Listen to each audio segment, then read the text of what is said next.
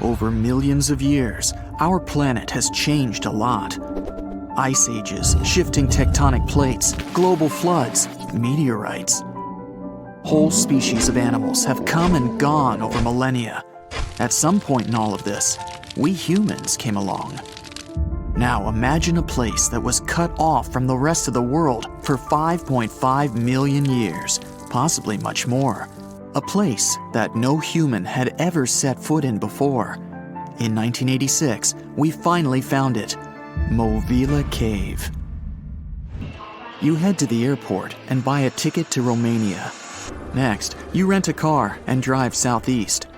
You're looking for Constanța County, right near the Black Sea.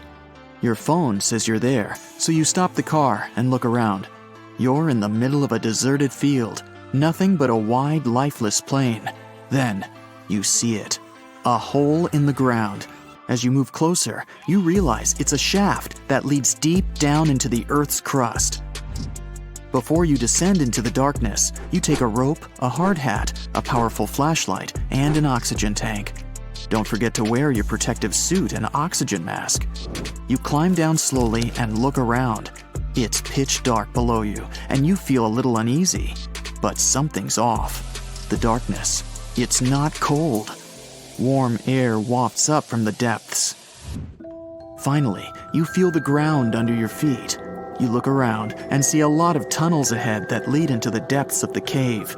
The tunnels are covered with dry clay. Moving forward on all fours, you notice something. The air is getting warmer and wetter.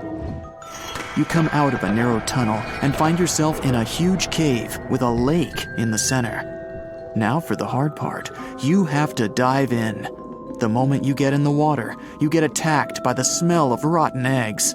You've just touched sulfide water, and now smelly hydrogen sulfide is everywhere.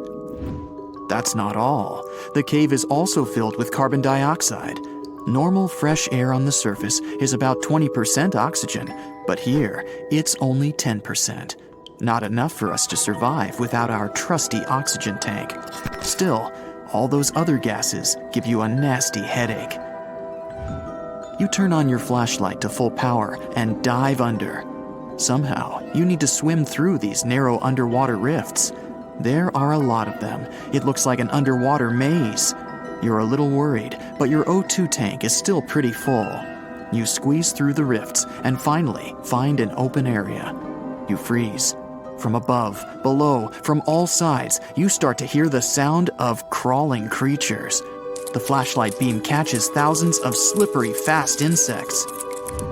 This cave contains 48 species, 33 of which are completely new to us. Strange white snails crawl along the walls, and transparent shrimps, even small leeches, swim in the water. White centipedes with huge whiskers and transparent spiders shuffle around under your feet. There are even 2 species of scorpion, as if you weren't scared enough. Water scorpions, and another kind, as yet unidentified. It's not exactly your typical desert scorpion. Actually, nothing around here looks normal. All the creatures here are white or transparent. They don't have eyes, just long legs and whisker antennas that help them navigate in the watery darkness. It's a sci-fi director's paradise. You couldn't make this stuff up. The deeper you go into the cave, the less oxygen there is. Amazingly, there are even more small monsters running around. The air is all methane and carbon dioxide. These bizarre little things have never seen the sun, never been out of this cave. The spiders, scorpions, and leeches get hungry, right? They feed on smaller creatures, snails and worms. But what do the smallest creatures eat? Just then, you notice something very strange on the surface of the water. There's a gross white substance that looks like foam. You touch it carefully. It's like wet toilet paper, and it tears as soon as you touch it. But it's not foam or paper. It's billions of living organisms, bacteria, called autotrophs. These bacteria make food from carbon dioxide, but they don't make it from the air like plants or trees. They use water. It's called chemosynthesis. These tiny bacteria excrete their unused food, and bigger ones come along and eat it. Then the tiny snails and worms eat the big bacteria. A whole wacky, unique food cycle deep underground in a random cave in Romania. That's why you need that protective suit and mask. It's not just for your comfort and safety. Without the suit, you might accidentally leave behind some human bacteria from your skin or something. It could ruin the delicate balance of life in this underwater world. The underwater cave is too small and dangerous for expensive scientific equipment, so you grab a couple of samples of water, land, and air and get out of there as fast as possible. The cave hasn't been fully explored yet. The Romanian authorities don't allow just anyone to scuba dive on down there. Let's see in a few years. Who knows what else they'll find? You're back at your fancy lab, and you start to understand why that cave is such a big deal. The conditions in Movile are almost the same as in the first years of Earth's existence. Back then, our world was shielded from the sun by a dense atmosphere. It's actually possible that the microbes found in the cave are the same ones that were around way back when life began. These bacteria could turn out to be incredibly useful. They oxidize the dangerous gases, methane, and carbon dioxide. Basically, they make them harmless. Thanks, little guys. Movile Cave isn't the only extreme place on Earth where life still finds a way to survive and thrive. Picture the Eiffel Tower in Paris. Now imagine 10 of them on top of each other. Now imagine drilling down that deep. Got it?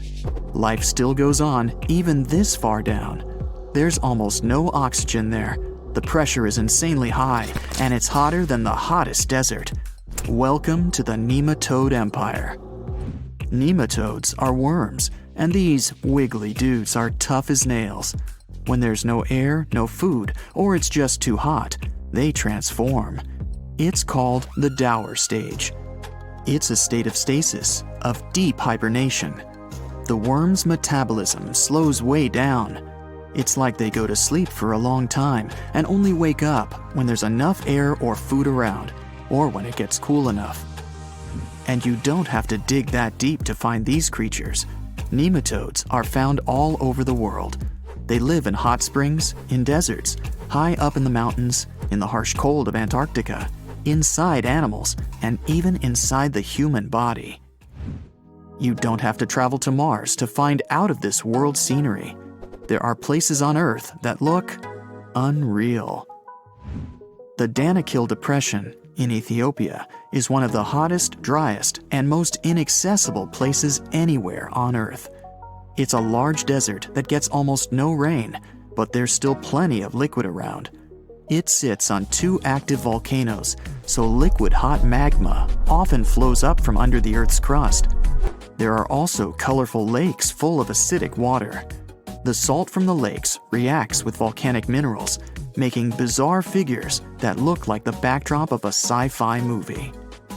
Toxic gases and chlorine vapors rise up from the lakes, making it one of the most dangerous places on Earth. You need a gas mask to survive, but life always finds a way. There are living things here, even in a lake so hot that the acidic water actually boils. Microbes live happily in the lakes and surrounding rocks. If something can survive here, who knows?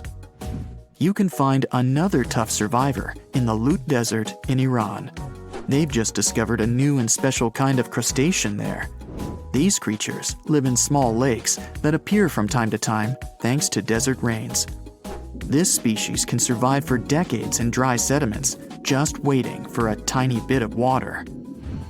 So these are all very small life forms, but are you in the mood for some monsters? Scientists have just discovered them swimming in the waters off Antarctica. Massive sea spiders, huge starfish, transparent shrimp-like things. In 1 month, researchers found about 30,000 sea creatures, many of them never seen before. Who knows what else is down there? 47-year-old Kenny Veach told his family he was going hiking for 2 days. His destination? The Mojave Desert. The man wanted to revisit a cave he had discovered during one of his previous hikes. But that was the last time anyone had seen Kenny Veach. A helicopter and over 30 search and rescue teams came back empty. The hiker was nowhere to be found. Was the mysterious M Cave behind his disappearance? The oddest thing about Kenny's case is the fact that he was a seasoned hiker. He often went on solo trips to explore deserts in California and Nevada. The man was an ultralight hiker. That meant he brought only the most basic of supplies: water, food, and a tent. That's all. But this was enough for several days of camping in the desert. Kenny would rarely bring a GPS device with him. He didn't even bother to pack a compass or a map. Some would call him reckless, but he managed to get back home every single time. Kenny wasn't shy either. He had a YouTube channel where he regularly posted his adventures. He named his channel Snakebit McGee because he picked up snakes wherever he went. But Kenny also had another habit. He went into every cave he found in the desert. Now, he didn't post many videos. Kenny mostly used YouTube to comment on other people's adventures. In a comment from June 2014, the man revealed that he had discovered a mysterious M-shaped cave. It was located in the Sheep Mountains of North Las Vegas. Kenny's description of the cave is where the weird part of the story begins. He spotted it while hiking and noticed the cave had an interesting entrance. It was shaped like a perfect letter M. Kenny went up to it, but something didn't seem right. He reported that his body started to shake as he approached the cave. The vibrations were so strong near the entrance that Kenny turned back. In his own words, he was scared for his life. It must have really been something if it frightened an experienced trekker. Kenny had an impressive track record. He had been hiking for 20 years. He explored caves other people were too afraid to even enter.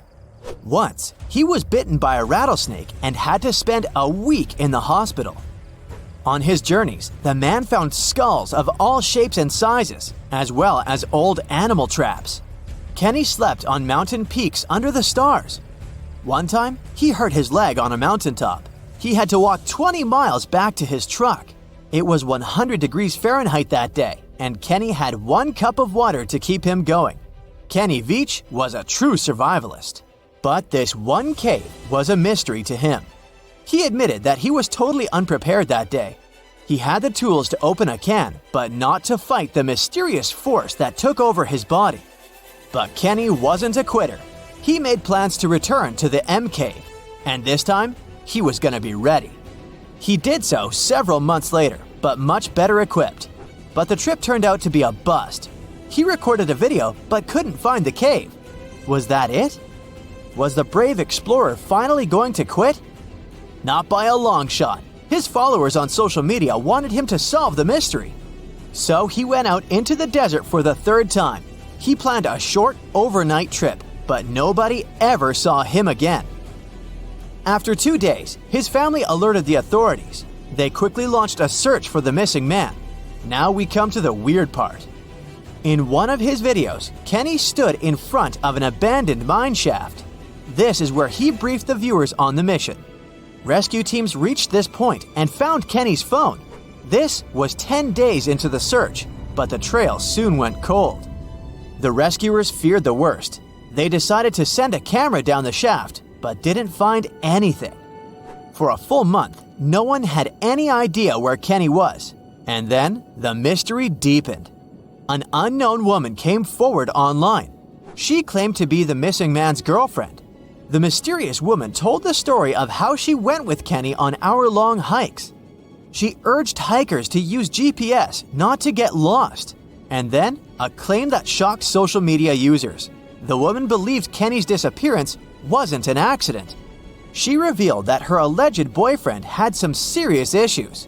Apparently, he had quit his job a year prior to his disappearance. Did Kenny Veach really trek into the desert to take his own life? People weren't convinced. Kenny's daughter believed her father just had an accident. In her words, he was a survivor. Was the mysterious M Cave responsible for his disappearance? Did he find someone or something he shouldn't have found there? The questions linger, and so did the theories among the online community. Fellow hikers and YouTubers were determined to find the M Cave. This would solve Kenny Veach's mysterious disappearance once and for all. In 2021, one hiker got lucky. He claimed to have found the secretive M Cave. For safety reasons, the man couldn't reveal his exact location. The cave sits somewhere near Nevada State Route 375 East. The entrance to the cave really looked like an oversized letter M, just like Veach described it. But the shape is too hard to notice from ground level. Only when you look at it from above is the M shape visible. Who knows, hikers might have been walking past it for years without noticing the cave. Even Kenny couldn't locate the entrance the second time he went looking for it. The cave wasn't very deep, but there was something odd at the entrance. There appears to have been a straight line of rocks. Did someone try to wall off the entrance? And at the back of the cave, there was an even stranger find. Small pieces of wood were scattered along the floor. They looked a lot like 2x4s that are used in construction. Was there a door here once? The hiker found a nail sticking out of the stone. It could be part of a latch that was there some time ago. But the strangest part was the writing on the wall. Hatch or Veach? It's hard to tell. The hiker that discovered the cave didn't want to stay to find out. He left the cave in a hurry. No, it wasn't because he felt a strange vibration in his body like Kenny. He just didn't want to be in a desert cave in the middle of nowhere. This is the Mojave Desert, one of the most dangerous landscapes on Earth. Could this setting better explain how Kenny Veach disappeared without a trace in 2014? The desert's nickname is well-deserved. This is where scientists recorded the hottest temperature on the planet. 134 degrees Fahrenheit, and the average temperature during summer, just 113 degrees Fahrenheit, no sweat. But you'll also need a blanket. At night, the air temperatures drop well below freezing. Talk about a climate roller coaster. And the list of dangers doesn't end there.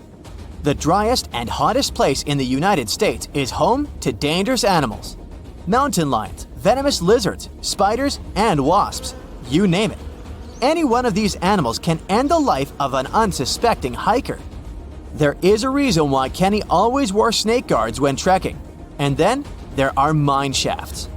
Local authorities strongly advise hikers not to enter them. These old mines from the 1800s are highly unstable. A person can easily fall down a hidden shaft. They also have pockets of bad air, which can suffocate a person. And remember the likable wildlife? They too live in these shafts. Rattlesnakes, scorpions, and black widow spiders. Kenny Veach could have easily fallen into one of these shafts, and there would be no help for him from miles around, since Nevada is one of the least populated states. Now the first rule is not to panic, the guy says. He gives Michael a thick suit. The weather is hot here, and the outfit seems very warm. You can't go without it, he adds. Michael puts on the outfit and feels goosebumps all over his body. Why is it so cold? The guide explains this is a unique cooling cloth. It'll save Michael from heat stroke inside the cave. The guide gives him an oxygen tank and a mask. Are we gonna dive? Michael asks. No, but your lungs may fill up with water if you don't use it. Michael's knees are shaking with fear. He doubts this whole idea. Welcome to one of the most dangerous caves on the planet, the guy says as he enters the dark space at the foot of a mountain. This place is called Crystal Cave, and it's located in Mexico.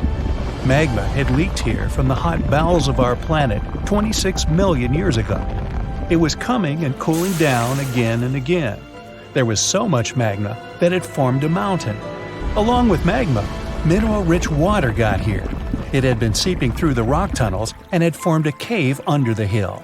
Then, something strange appeared in these hot waters, something that seems to be from another planet.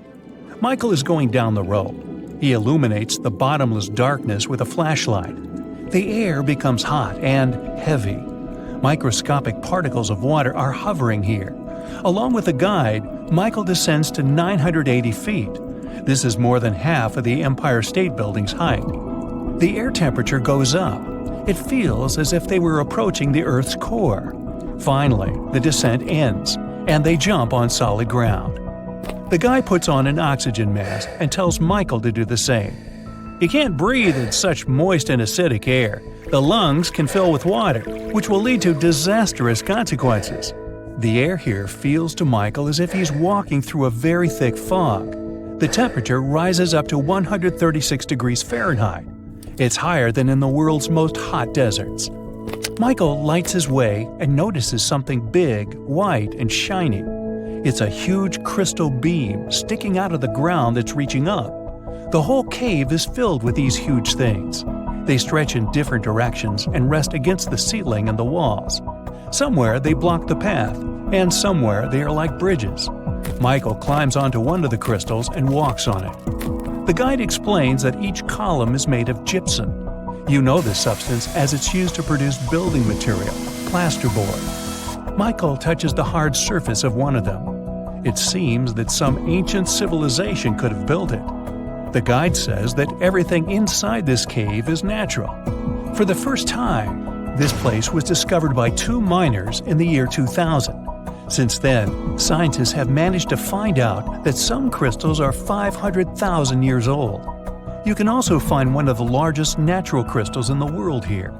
This beam is about 36 feet long and weighs 55 tons. This place is filled with water rich in calcium sulfate. This element is capable of forming minerals. A colorless variety of gypsum prevails here. The water and warm air help form the crystals. Humidity and temperature haven't changed for centuries, so these columns continue to grow even now. This place is fascinating. Michael wants to stay here longer to explore the cave, but unfortunately, it's dangerous. They may get lost or slip on the gypsum rocks. Plus, they're running out of oxygen, so they have to climb back up. They come out of the cave and meet the police. It turns out that it's prohibited for tourists to enter the cave. Even scientists must get special permission to go here. And it's for a good reason, since the cave is one of the most dangerous places on Earth. Michael and the guy pay a fine and leave Mexico. The next stop is Italy. "It's a good thing you've taken a good camera with you," the guide says. "This is one of the most fascinating caves in the world. You need the best equipment to capture this beauty." Michael and the guide are on a small boat. They sail along the coast of the island of Capri, Italy. Luckily, there won't be any danger this time. They are approaching a small rift inside the mountain. This is the entrance to the Blue Grotto. The hole is so tiny that only one boat can pass through it. Michael and the guide get into another dimension. The cave is filled with water. The walls are shining with blue light coming from the lake's depths. Michael takes pictures of the cave and notices that the entrance they got through glows with a bright white light. It's the sun's rays illuminating the cave as they enter it. There's another hole under the water. The sunlight penetrates through it, filling the lake with a blue glow. But it's time to move on. The next cave is in New Zealand. They arrive to the North Island. There's a place deep underground with winding, intricate caves. They appeared here about 30 billion years ago. Michael and the guide approach the entrance to the dark cave. Michael turns on a flashlight. "Take it away," the guy says. "You won't need it inside." They come in. Michael opens his mouth in surprise. The whole cave is filled with glowing lanterns. They are all living creatures, fireflies. They're shining with a blue light. Michael feels like he's on another planet. The entrance to the cave is limited to not harm the fireflies. Scientists use automated equipment to monitor the cave. They watch the temperature and the level of carbon dioxide necessary to maintain the life of glowing beetles. If many people get here, the level of carbon dioxide will increase. The time for a visit is also limited, so they ask Michael and the guide to leave the place. "Now, we're going to see something creepy," the guide says. "Are you ready?" And the next stop is California. The place is called Moaning Caverns. The cave seems quite ordinary from the outside, but the guide looks a little nervous and scared. They attach the rope to the belt and begin the long descent. The bottom is 165 feet deep. It's the height of a 15-story building. It seems not so big compared to the Crystal Cave. As Michael is going lower, it's getting cold and dark. At this point, all sounds from above disappear. They slowly sink into an ominous silence. "What is it?" Michael asks, startled. "I think I've heard someone's voice downstairs." The guide touches his lips with his finger to keep Michael silent. A long, prolonged human moan is coming from the dark cave depths. In the first seconds, Michael freezes. Then he quickly climbs up along the rope. The guide laughs at him. They hear another moan. Michael gets out of the cave and pulls the guide's rope to get him out. The guide says this is one of the creepiest caves in the world. The air and wind circulate deep inside and create a sound similar to a moan. Tourists often go down there to tickle their nerves. Also, they found about 100 skeletons of ancient people at the bottom of the cave. And no one knows how they got there. Michael doesn't want to go back inside the cave. He asks the guide to tell him how caves form. It turns out that it all starts when the ground absorbs acid rain consisting of water and carbon dioxide. The liquid penetrates through the soil and comes into contact with hard rock surfaces. When water touches limestone or dolomite, it dissolves them and helps to form an empty space. Every year there's more and more space around. The rain continues to fall and accumulate in this open area. Then the water forms a stream or an underground river. After that, the erosion of hard rocks begins. Thousands of years later, there's enough space to fit a human here. Then this space becomes a cave. When erosion combines with stalactites and stalagmites, it forms chambers and impressive columns. By the way, here's the difference between stalactites and stalagmites. Stalactites hang from the ceiling. Stalagmites stick out of the ground. It takes about 1 million years to develop such underground landscapes.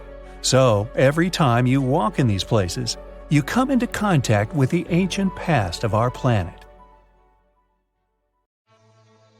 So, what's the longest you can survive without looking at your phone or watch to check the time? My personal record is about 13 minutes. But someone has no trouble living without knowing the time for 63 days. In the summer of 1962, a French chap named Michel Siffre took off his watch and went down into a cave in the French Alps. The then 23-year-old spent the next couple of months in complete isolation and without seeing the sun. And that's how he accidentally became the founder of a whole field of science called chronobiology, or the study of biological rhythms. Michel's original plan was to study an underground glacier he had discovered earlier.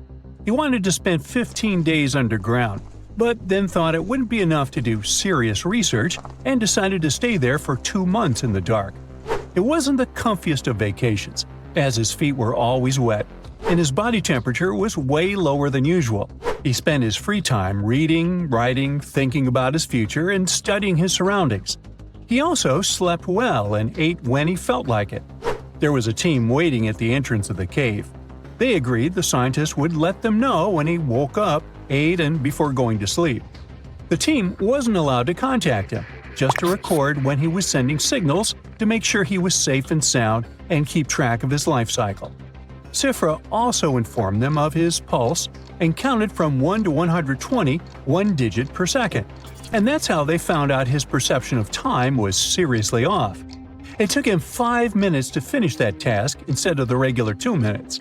When the team told him it was time to get out of the cave, he was confident it was only August, but it was already the 14th of September. Siffre thinks it had to do with an almost total absence of light. He had just a little light bulb in the cave. It all felt like one long day to him, and his memory couldn't keep track of what he was doing yesterday or 2 days before. The most important result of his experiment was proving that people, just like animals, do have an internal clock that doesn't depend on the day and night cycles. Siffre didn't stop there and went on dozens of expeditions to spend some time inside caves. 10 years later, he started a 6-month experiment in Texas. All this helped him to find that when people don't have time cues, they switch to a 48-hour cycle, not the 24 one we're used to. It would be 36 hours of activity and 12 to 14 hours of sleep. NASA used the results of his experiments to help astronauts who had short-term memory issues after some time in isolation. Now, in 2021, a Spanish woman beat Cephras cave record. Beatriz Flamini spent 500 days in a cave outside of Granada with basically no contact with the rest of the world. She insisted that the support crew wouldn't give her any news at all, even if something happened to her family members. The idea of this rough experiment was to test her own limits and also help scientists understand how staying in such extreme conditions affects the human mind and body. During the experiment called Time Cave, Flamini received food from a drop-off point and sent GoPro videos of herself to the support crew. They checked the footage to make sure she was physically and mentally fine. Flamini spent the entire time working out, reading books, painting, weaving, and making food. She didn't shower, but the support team took out her natural waste once every 5 days.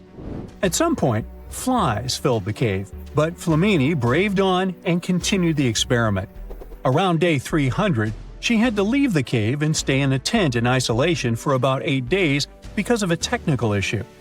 When 500 days elapsed, the support crew found Flamini sleeping. She had lost track of time completely and said it always felt like 4 a.m. to her. She didn't want to leave as she hadn't finished the book she was reading. Although she started hearing things that weren't real and had a strong craving for roast chicken, the extreme athlete never even considered leaving the time cave earlier than planned. Researchers from several Spanish universities will analyze the data from this unusual experiment. Intricate biological rhythms govern our lives, from the smallest cellular processes to the functioning of the entire body. These rhythms regulate various aspects of your physiology, including sleep patterns, body temperature, hormonal balance, metabolism, and cardiovascular activity. Many diseases get stronger during nighttime or in the morning. Shift work disrupts the balance between internal rhythms and external time, so scientists blame it for diseases. Jet lag is a good example of how your internal clock gets out of whack because you move to a different time zone. But light, especially when you catch it at certain times, can help reset your body clock. When you see light at the end of the night, it nudges your clock forward, and early evening light can push it back a bit. It takes about a day for your body to catch up with each hour of time difference. And since our natural body clock ticks around 24.2 hours, it's easier for us to adjust to longer days out west than shorter ones out east. That's why when athletes or researchers live underground for a while, they end up feeling like they're in a time warp. Back in the 70s, scientists found the circadian clock mechanism in a fruit fly. It has to do with different genes. One gene revs up the other, which then puts the brakes on the first gene, creating a swinging rhythm. During the day, when the sun's up, a photoreceptor tells certain parts of the loop to relax. There's a whole complex network of molecules and neurons making sure everything ticks just right. Every living thing's got its own circadian clock, with its own set of clock genes doing the work. Besides light, other stuff, like temperature and food, helps sync up an organism's clock with the outside world. Now, if you're feeling adventurous and want to try cave isolation yourself, how about the deepest one on our planet, Veryovkina Cave? It only got this title in early 2018. It was explored step by step, deeper and deeper. The first expedition to this cave in the West Caucasus only explored around 5% of it, but it was already nearly 400 feet. It was obvious there was much more to this cave, with a small entrance diving into the limestone of Earth's crust. Expeditions from all over the world went back there until they finally reached the bottom. The world's second, third, and fourth deepest caves are all nearby, hiding deep in the mountains of the Arabica Massif. It is one of the largest karst massives on Earth, but it's still not well explored because it's really tricky to get to this area, only accessible up to 4 months of the year because of weather conditions. Going all the way down there is really tricky and takes several days. There are underwater waterfalls with near-freezing water, flooding, obstructed entrances, and other surprise dangers. So if you aren't ready for the deepest of them, you could go with the longest one. Mammoth Cave in Kentucky has over 400 miles of limestone labyrinths already explored and probably around 600 miles still to discover. Over 500,000 people visit the cave every year as part of organized tours. You can choose between a classical and more extreme version, learn about the cave's cultural history, or attend a concert within its stone walls. You can also enjoy meeting over 100 wildlife species living there. One of the most famous and unusual of them is the eyeless cavefish. It has adapted to the environment without light by no longer growing eyes. Imagine dark labyrinths, deep, deep underground. They're full of hidden dangers and unexpected discoveries. Get your flashlight, and let me take you on a tour of the spookiest caves of all time. And the first destination on our list is Cathedral Caverns in Alabama. Originally, this place was called Bat Cave, but it was later renamed because of what it looks like. As you approach it, you can't help but notice its huge entrance, measuring 126 feet wide and 25 feet high. But this grand entrance is just the beginning. Inside the cave, there are some of the most beautiful formations nature has ever created. One of the most famous of them is probably Goliath, a giant 45 feet tall stalagmite with a circumference of 243 feet. Other amazing sights you might want to visit include a caveman balancing on top of a flowstone wall, a frozen waterfall, and a forest of tall stalagmites. You're probably curious, how did such an exciting place make it onto the list of the scariest caves out there? The thing is, the sheer size of the cave is still unknown, and only about 2 miles of it are mapped and open to the public. But the cave can and does show its dangerous side from time to time. For example, the directors of the 1984 sci-fi movie What Waits Below filmed a lot of scenes in Cathedral Caverns. But during the shooting, 17 cast and crew members got carbon monoxide poisoning and had to be immediately taken to a hospital, barely avoiding serious consequences. But let's move further to Moaning Cavern in California. What makes it particularly creepy is the bizarre breathing sound. It's produced by water dripping through bottle-like openings at the base of the cave. If a person who's unaware of the nature of this breathing comes close, this ominous respiration might cause them to steer clear of the place. On the other hand, these moaning sounds might have evoked curiosity in some adventurous souls, and usually it didn't end well. Researchers have found the remains of more than 100 prehistoric people who fell down the cave's 410-foot chasm around 13,000 years ago. These days, you can go on a tour around the cave, but no deeper than 165 feet into the vertical opening. If you're feeling particularly bold, you can rappel down. But you'll still have to exit using a Gothic-looking wrought iron staircase. Be careful not to slip. It's a long way down. The next cave we'll visit is ominously called Hellhole. You can find it in West Virginia. It's notorious enough to inspire a few horror movies. Despite its name, the place is chilly, but no less creepy for this discrepancy. The average temperature inside the cave is 47 degrees Fahrenheit, which makes it the perfect home for a large variety of bats and other rare cave-dwelling inhabitants. In fact, in the winter, the cave accommodates about half of the world's population of Virginia big-eared bats. These are critically endangered and highly vulnerable creatures. But it won't stop a chill from running down your spine once you see a cloud of 20,000 squeaking, wing-fluttering bats.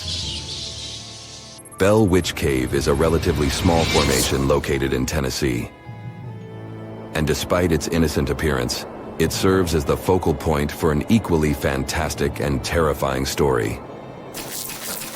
According to the legend, in the early part of the 19th century, the farmer and his family suffered from the mischief of a ghost. It made a lot of noise at night, ripped sheets from beds, and even physically attacked the farmer and some of his family members. Eventually, the farmer passed away, and a vial with unknown black liquid was found next to him. Some people believed that the ghost had somehow poisoned him. Soon after that, the spirit left the farmer's family alone. Locals were sure the ghost had returned to a cave near the farm. They also believed the mystical creature promised to return when the time was right. Even today, local inhabitants report strange occurrences happening around the cave. They swear they are linked to the ghost once taunting the farmer's family.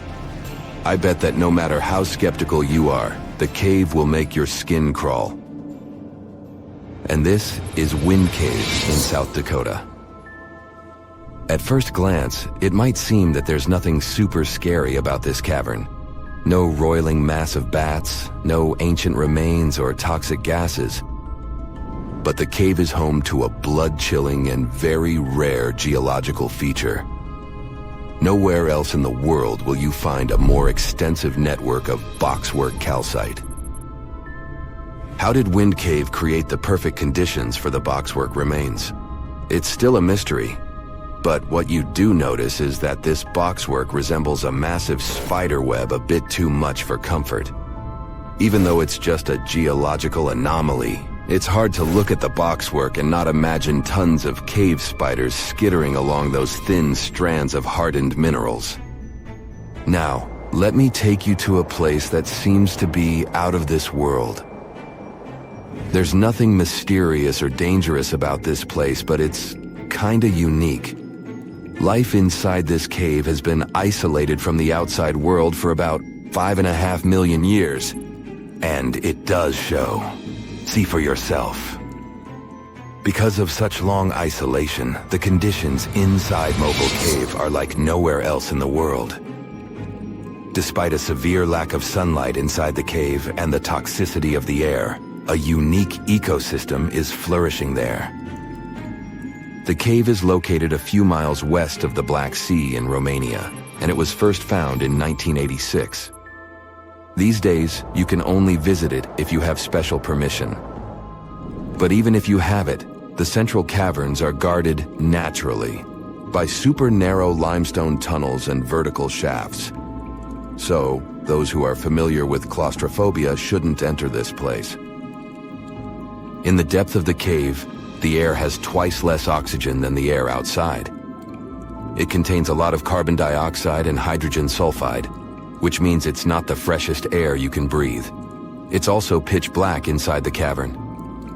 But despite, or should I say, thanks to, this cocktail of extremely harsh conditions, the site is a true goldmine for biologists. Life seems to be booming here. In a 1996 study, scientists identified 48 species living there. 33 of them are unique to the cave. Most of the creatures inhabiting the cave are tiny. They have long limbs and antennae, helping them navigate in the dark. They also have no vision and lack pigment, which makes sense. Why would you need to be able to see if you live in total darkness? And why would you need to be pretty and colorful with no one to see you? Now, get ready to explore one more cave. No less amazing, but very different. This is the Giant Crystal Cave, aka Cave of the Crystals, in Mexico. These massive crystals were found in 2000 by a mining company after the water was pumped out of the cave. 2 miners then entered the drying cave on foot and saw the crystals. These awe-inspiring crystals are actually massive gypsum pillars hidden 984 feet underground. Scientists estimate that the crystals could have been already growing for 500,000 years. That's why many of them are so long and wide that you can walk across them. Unfortunately, visiting this wonder of nature is impossible at the moment. But maybe it's for the better, since Giant Crystal Cave is a dangerous place that can easily turn into a trap. For tens of thousands of years, it was filled with groundwater, which was originally pushed upward into the opening by a magma chamber located in the depths of our planet. The magma under the cave kept the water hot, but eventually, the temperature of the water dipped below 136 degrees Fahrenheit. As a result, the water started to fill with calcium and sulfate, whose particles began to recombine into gypsum. And then, white-tinted crystals took over the cave. And since they stayed underwater, they were able to keep growing. Hey there, curious history buffs. Have you heard the legend of the ancient race of giants of Nevada? Yes, I'm talking about actual giants that allegedly lived thousands of years ago. Now I know what you're thinking. Giants, really? Well, archaeological finds add fuel to this debate too. And here's where it gets interesting. Lovelock Cave was indeed used as a burial site, and some of the remains found there are much larger than average human bones. The cave is by the Humboldt Sink in western Nevada. It was once part of an enormous lake, which eventually dried up, leaving a number of smaller ones, including the Humboldt Sink. The cave became the home of the Site-Ka tribe. According to the legend, these red-haired giants were so big that they had to be buried in the cave itself. Indeed, later on, archaeologists discovered 8 to 10 foot tall skeletons. This legend started to unfold when a mining engineer named John T. Reed talked to the locals in 1886. Once Reed saw the cave, he knew he was onto something. The news spread soon, but the cave was attracting another type of attention too. The deposits of a fertilizer known as guano were discovered inside the cave. So a mining company began excavating the precious resource in 1911 and soon shipped more than 250 tons of the fertilizer to San Francisco. Unfortunately, some of the human remains and artifacts were neglected and lost in the mining process. This led to an official excavation in 1912 and 1924. After the top layer of guano had been mined, strange objects started to surface. Around the area, the earliest evidence of human habitation dates back about 4,000 years. The Lovelock culture lasted for some 3,000 years, and they left us with 10,000 stunning artifacts. The pits in the cave were like a series of time capsules hidden at different depths. Archaeologists determined the age of each pit by its depth. It turns out that many different groups used the cave for storage over a really long time, and the things they stored there give us a really cool glimpse into their cultures. It's like a giant ancient storage unit full of hidden treasures. What have the researchers found besides the giant bones, you might ask? Some other bodies were mummified using a method similar to the one applied by ancient Egyptians. These remains also had something in common with the bodies discovered as far south as Lake Titicaca. Both mummies had some red hair. Yet, there are scientists who believe this reddish hue is the result of the interaction with the environment in which the bodies stayed. So, while the story of the red-haired giants may be a wild and intriguing tale, not everyone is convinced. Some experts believe that the bones found in Lovelock Cave are simply the remains of prehistoric animals, like mammoths or sloths. But others insist that there's something more to the story. Other relics, such as finely crafted baskets and exquisite duck decoys made from tule fibers, were also found there. In any case, this cave is worth the attention it gets. By the way, you can still visit this cave today and see the pits of different depths with your own eyes. But let me tell you one thing. It's in a hot, dry, and isolated place. Archaeologists have made another discovery that seems to be straight out of a legend. They think they found the palace of the one and only Odysseus, who was the legendary Greek king of Ithaca and the hero of Homer's epic poem. Move over, Indiana Jones. We've got some real-life adventure happening here from around 1300 BCE. Apparently, this is the only palace mentioned in Homer's epic poems that hasn't been found. The excavations have been made on the Ionian Islands, and the view from the ruins found on the island of Ithaca are exactly as described in the Odyssey, says the professor who led the excavation team.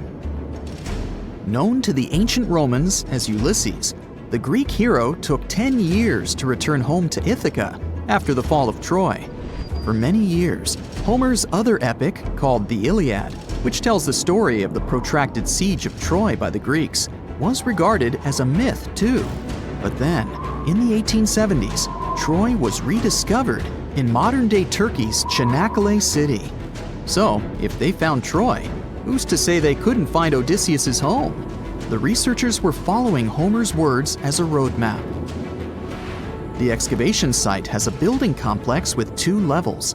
It has important finds, such as storerooms and workshops, a complicated drainage system, and fragments of pottery. It also has a well from the 8th century BCE, which is around the time when Odysseus is believed to have been the king.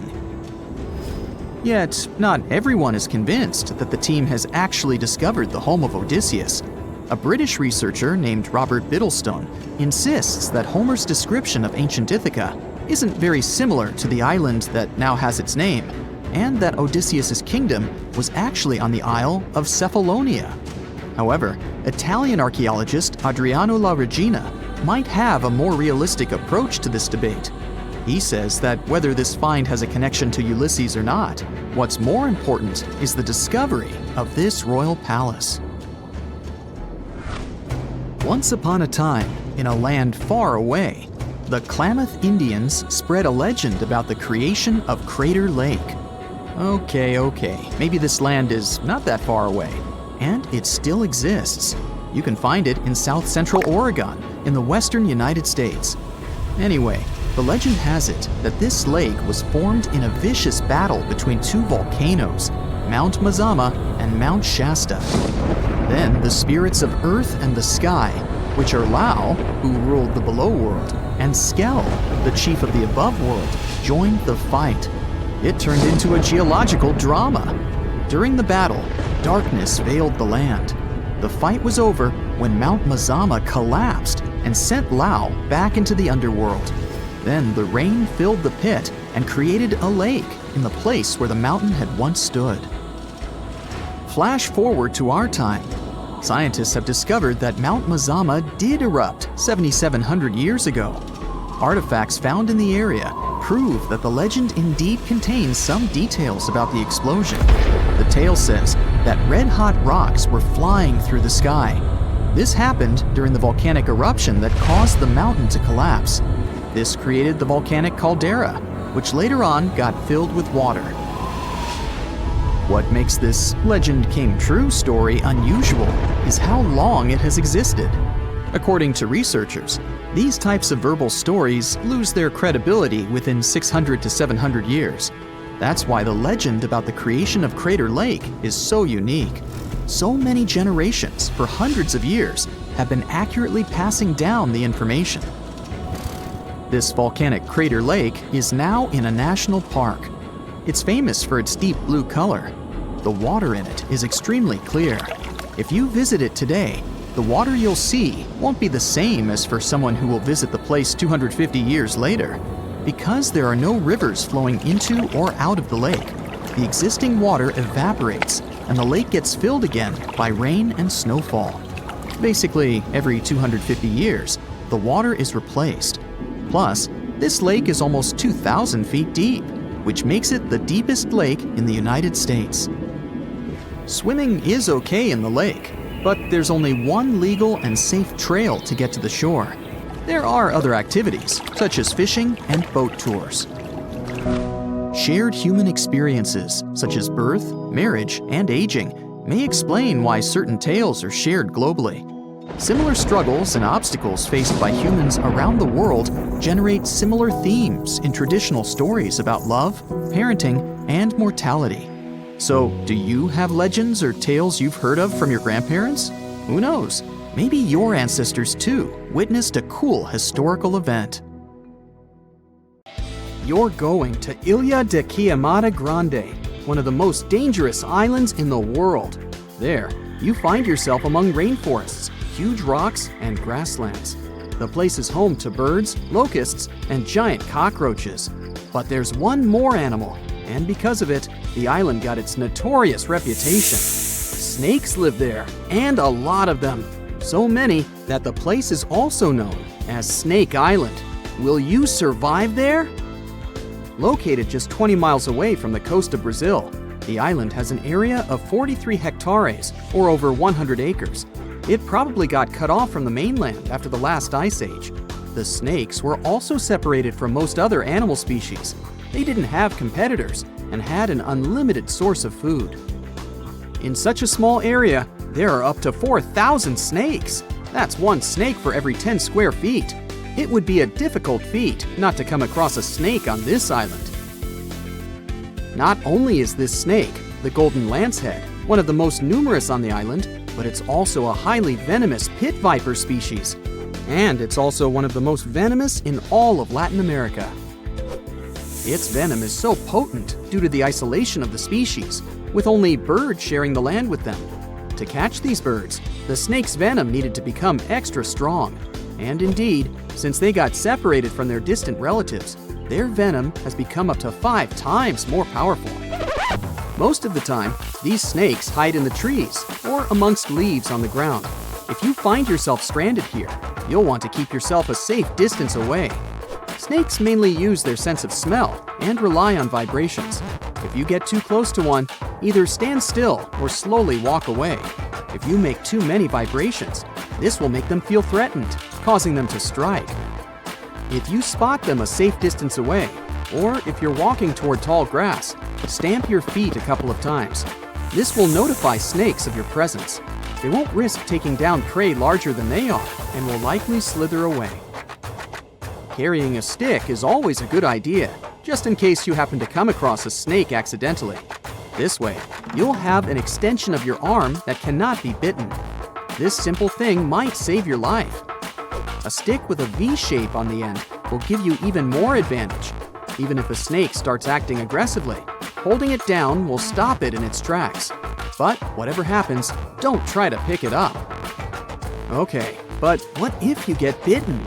The chances are pretty high on this island, of course. First of all, don't try to get the venom out on your own. Make sure you call emergency services immediately. And once help is on the way, apply a wide bandage. A piece of clothing will do if you don't have anything else. Don't try to chase the snake trying to identify the species. Emergency services know how to figure out what venom it is. Now, just keep calm and wait for help. You might be wondering who you can call on this abandoned island. Well, since it's strictly prohibited to visit this place, there are signs advising to stay away all over the island, along with a number you can call if you run into trouble.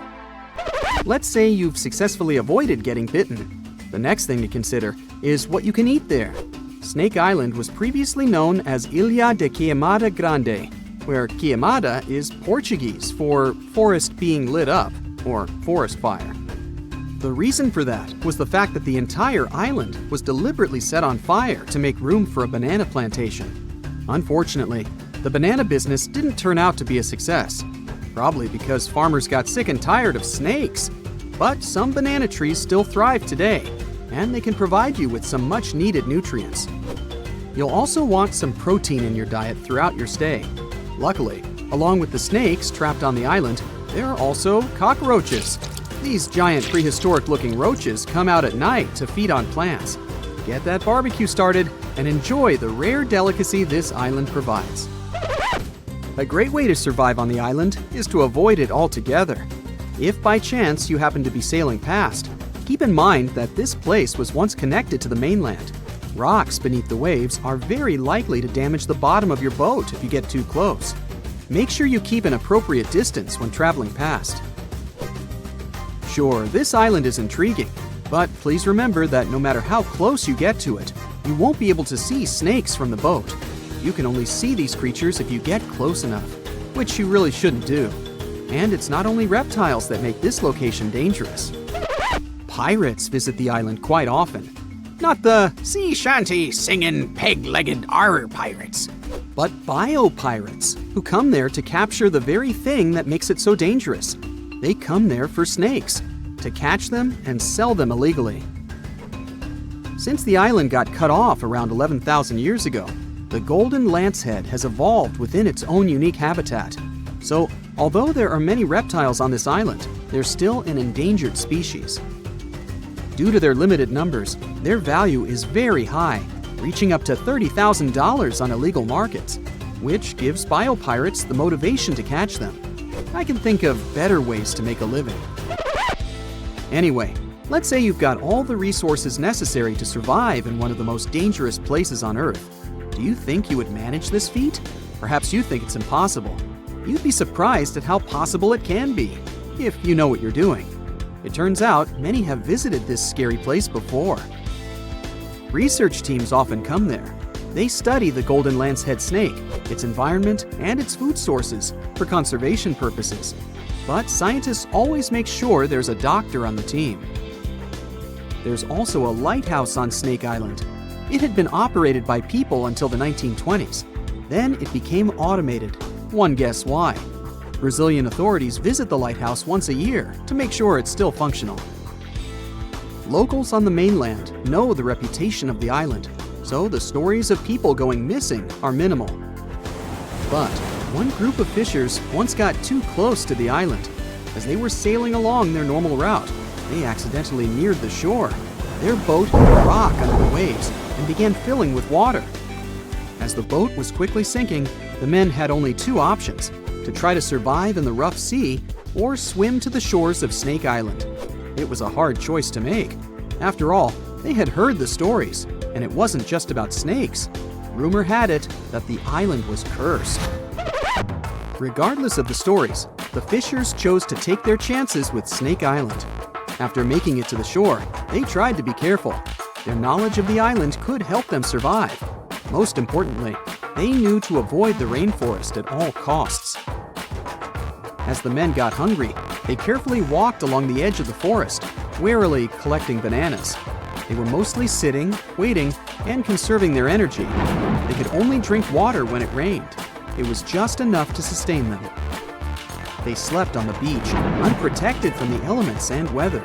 And all the time, they were so close to the comfort of the lighthouse or caves.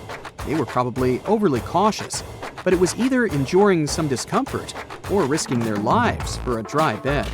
They didn't yield to the temptation. They managed to survive for 3 days without being bitten by a snake. After that, a passing boat finally rescued them. So, now you know, anything is possible. A word of warning: when you're in Australia, never stick your finger into these holes. They might be home to burrowing spiders. Some species have a bite powerful enough to pierce nails. It feels similar to a hammer on your finger because of the venom. So always give your boots and outdoor clothes a quick check to be safe. Animals sometimes make homes or look for food in them, especially bandicoots. Silk-lined burrows in shady spots might belong to funnel web spiders. The silk works as a trip line to alert the spider inside about what's happening outside. Look for shiny dark brown to black spiders with finger-like spinnerets at the end of their abdomen. Then you'll find them. Males have a hefty mating spur sticking out of the middle of their second pair of legs. When these spiders feel threatened, they make aggressive moves, rearing up and showing off their startling fangs. These spiders, which belong to the Aranida order, are known for their funnel-shaped webs that widen at the entrance. They patiently wait in the narrow funnel for prey to touch the web, then swiftly capture it. In Australia, large brown spiders frighten people due to their venomous bites. They are infamous for causing people to lose their lives in southern and eastern Australia, particularly in the Sydney area since the 1920s. Quick access to the antidote after a bite is crucial in preventing severe consequences. The next spider is one of the world's most dangerous venomous spiders. Phonutria nigriviter is a spider living in South America. People often call it the Brazilian wandering spider. You see, in Brazil, 4,000 people get bitten by this critter each year. The bites can cause serious issues, such as hypertension, blurred vision, sweating, and vomiting. You wouldn't want to meet with this creature, as you can also face way more severe consequences than blurred vision.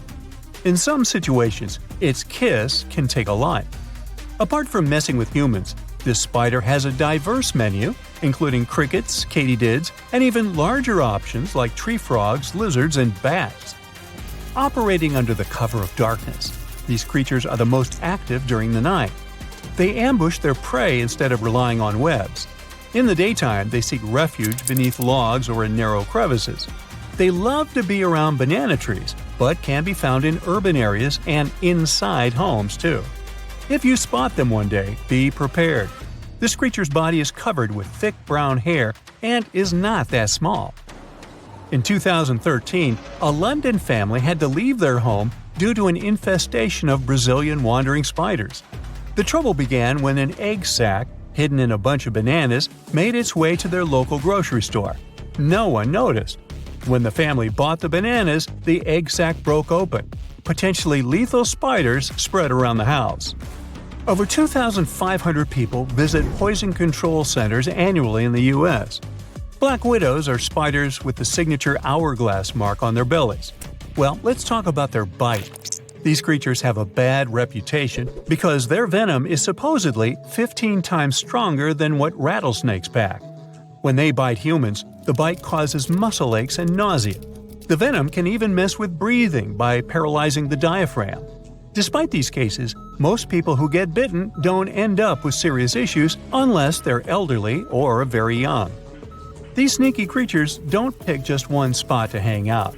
You can find them in wood piles, burrows, or among plants that act as scaffolding for their webs.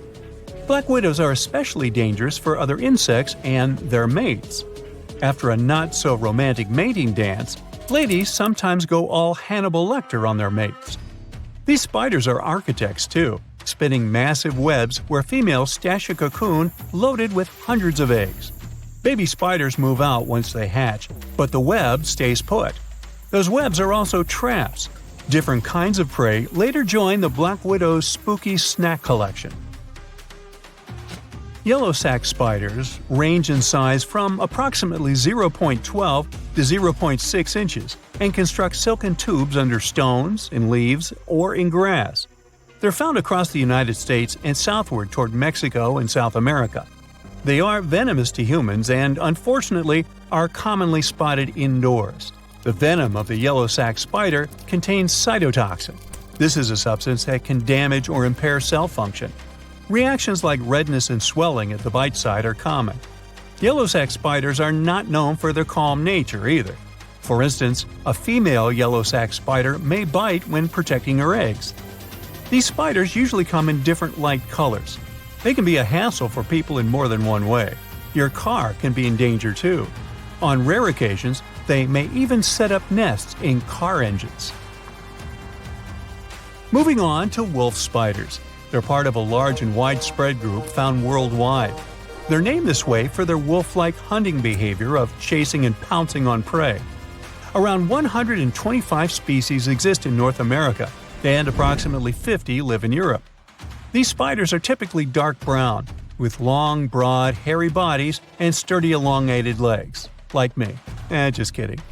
They're super speedy. While they usually create silk-lined tubular nests in the ground, some may conceal the entrance with debris. Others build turret-like structures. A few species also spin webs. Wolf spiders may bite in self-defense. They are venomous, but their bites are not considered dangerous. Some people who are allergic to spider bites may experience nausea, dizziness, and an elevated heart rate. The bite of the spider's large fangs is similar to a bee sting, so it can cause a physical wound at the bite site, and the venom may cause itchiness. The combination of their powerful bite, rapid movements, and startling appearance can be quite unsettling. Beware of the redback spider, the close relative of the notorious black widow. It used to live in Australia, yet it has managed to spread its web across New Zealand, Belgium, and Japan through grape exports. The distinctive red stripes or hourglass marks on their black backs are more noticeable in females. Disturb a female, and you'll see how she can defend her eggs. You're likely to get bitten. These spiders can sneak into shoes or clothing, lurking against the victim's skin while they're dressing. Both male and female redbacks have a venomous bite. Their venom is a cocktail of neurotoxins. It can cause sweating, rapid heartbeat, and swollen lymph nodes. The redback has control over the venom dose, so symptoms vary based on how much is injected. Australia deals with over 250 redback bites annually, many requiring anti-venom treatment. The latest case, when a person lost their life after being bitten, dates back to 1956. Yet it can happen, so stay vigilant and cautious around these stealthy spiders. Let's talk about the heavyweight champion of the spider world, the Theraphosis blondie, casually known as the Goliath bird eater. This giant tarantula can stretch up to 11 inches and tip the scales at 6 ounces. To put it in perspective, this spider is big enough to cover your dinner plate and is certified by the Guinness World Records. The nickname might make you picture a tarantula feasting on a hummingbird, but that's more of an artistic exaggeration dating back to the 18th century. These spiders are more into munching on arthropods and rarely go for bird snacks. Goliath bird eaters don't bother with webs like their spider buddies. Instead, they're all about silk, using it to line their cozy burrows beneath the forest floor. The spider itself looks dangerous, but its bite almost never requires a doctor's visit. It feels more like a wasp sting. Goliath bird eaters are the biggest spidey on Earth. On the other side of the spectrum, we have this guy from Colombia. They are among the tiniest spider species. Grown-up males of this species are 0.015 inches long, tinier than your average pinhead. Females are usually a bit larger. Well, that was creepy, wasn't it? Now, if Earth's history were a movie, we humans would only take up the last second of the end credits. Our planet has been around for about 4.6 billion years, but our human story began about 300,000 years ago, in Africa. Now our ancestors had some wild adventures in nature. They could have run into creatures so big they'd make today's elephants look like puppies. The woolly mammoth is a pretty famous animal, sure. His cousin, though, the Colombian mammoth, not so much. This giant used to roam places from Canada all the way down to Mexico. Unlike the furrier woolly mammoths which hung out in colder places, these animals had shorter hair, resembling huge elephants. They also had incredibly large tusks, like 12 feet worth of spiraling sturdy tusks. And they weren't just for show, they came in handy when facing predators. That includes our ancestors. If you think about sloths these days, you're picturing these adorably slow creatures. They couldn't possibly be in your list of most dangerous animals. Well, their grandparents might have. For starters, we call them ground sloths, and they vary a lot in size. Some were as big as rhinos, and others, like the Megatherium, were as colossal as elephants.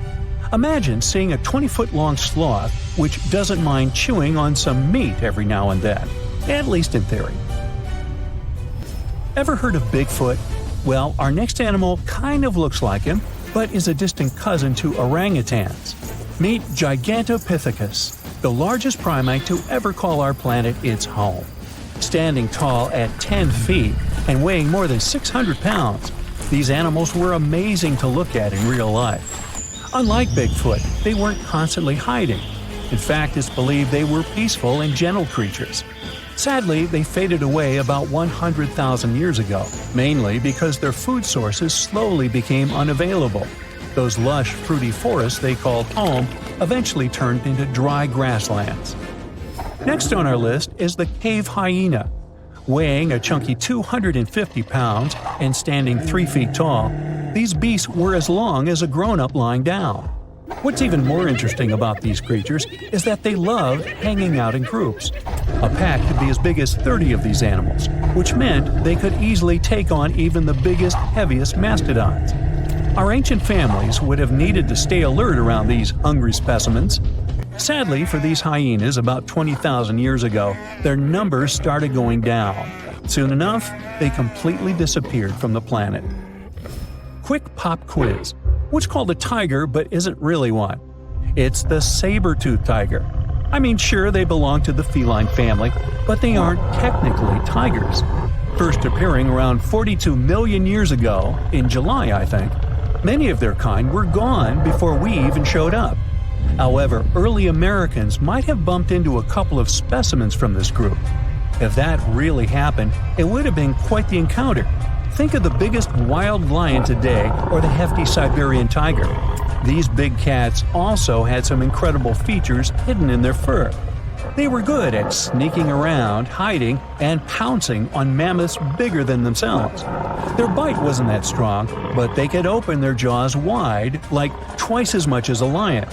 And although their teeth were a bit on the weak side, they had buff forearms to pin down their dinner, giving those big fangs a purpose. Not the kind of kitty you'd want to play with. Dire wolves made their debut about 250,000 years ago. They were like the gray wolves we know today, but a lot stronger. While wolves these days stretch out to about 6 feet and tip the scales at 170 pounds max, dire wolves were about 5 feet and about 150 pounds. Found all over North and South America, they had admirable jaws, biting nearly a third harder than their modern counterparts. Also, their favorite snack was horses. But just like many other majestic beasts of the past, they faded away around 10,000 years ago. Now, names can be deceiving. Take the American lion, for example. It's not really a lion, it's more of a panther's big cousin. The other part of the name is correct, though. They did live in America about 330,000 years ago. This feline was no lap cat either. They were at the top of the wildcat pyramid, weighing a colossal 772 pounds. That's like stacking 4 grown men on a scale. Even the mighty African lion would look a tad bit shy beside these beasts. With the muscle to take down a bison, you wouldn't want to accidentally interrupt their dinner. They parted ways with this planet around 11,000 years ago, right after the last ice age. Now, down in Australia, about 50,000 years ago, I wasn't around then, there lurked a relative of the Komodo dragon, the Megalania. Experts love to have debates on how big it was. Some say it stretched out to 23 feet. Others think it was just about 11 feet long. Either way, they were basically mega-sized Komodo dragons with a dangerous bite. If you think bears are already big and fluffy now, let's introduce the short-faced bear. While this big creature stood on its hind legs, it towered at 14 feet. With long limbs, they could outrun today's bears, hitting speeds up to 40 miles per hour. These ultra bears sadly disappeared around 11,600 years ago. Now imagine a crocodile. Okay, imagine that same crocodile, only supersized, with sporty legs, doing its thing in Australia about 1.6 million years ago. Well, say hello to the quincana. These crocs were extremely large, reaching 23 feet. And no, they weren't lazy river loungers. These creatures really love spending time on land. They evolved to have strong legs for their chases and razor-sharp teeth designed for slicing, not gripping. When did we stop sharing beaches with them? About 40,000 years ago. The name elephant bird might not sound familiar, but try to picture a bird that stood tall, as high as a basketball hoop at 10 feet, and weighed as much as a small car, 1,500 pounds. Their eggs were equally huge, like 150 chicken eggs bundled up into one. Now, as amazing as these birds sound, there's a lot we still don't know about them. They're hard to study, as most extinct animals are. Still, some recent studies have given us some clues. Scientists have been examining ancient molecules from their fossilized eggshells. It's an awesome piece of evidence, since these birdie shells were thick, preserving precious DNA inside. Plus, there are tons of these eggshell fragments sprinkled all over Madagascar's beaches. Because of these findings, we now know these birds were herbivores and loved eating leaves and seeds. We also know the tiny kiwi bird is its closest living relative. Now, dodos were these amazing birds we also used to share the planet with. They're like distant cousins to ancient pigeons. To give you some perspective, imagine a chunky bird weighing about 50 pounds. Similar to chickens, turkeys, and ostriches, dodos were also the types of birds that couldn't fly. Their wings were small, and they had the muscle strength of, well, a wet noodle. Now, you might have heard the word dodo used as a name for creatures that aren't that bright. Don't get confused, though, by this name. These birds were in fact intelligent. Scientists were able to figure that out by studying their fossils. It turns out that they were good at smelling stuff, unlike most birds that are all about the visuals. These creatures aren't around for us to study anymore, but that might change. One evolutionary biologist is on a mission to fully understand these amazing ancient birds. On that note, she revealed that the dodo's DNA has been completely sequenced. There are even talks about potentially bringing dodos back to life. They would make a nice addition to the lovely beaches of Mauritius, the place they used to call home many, many years ago.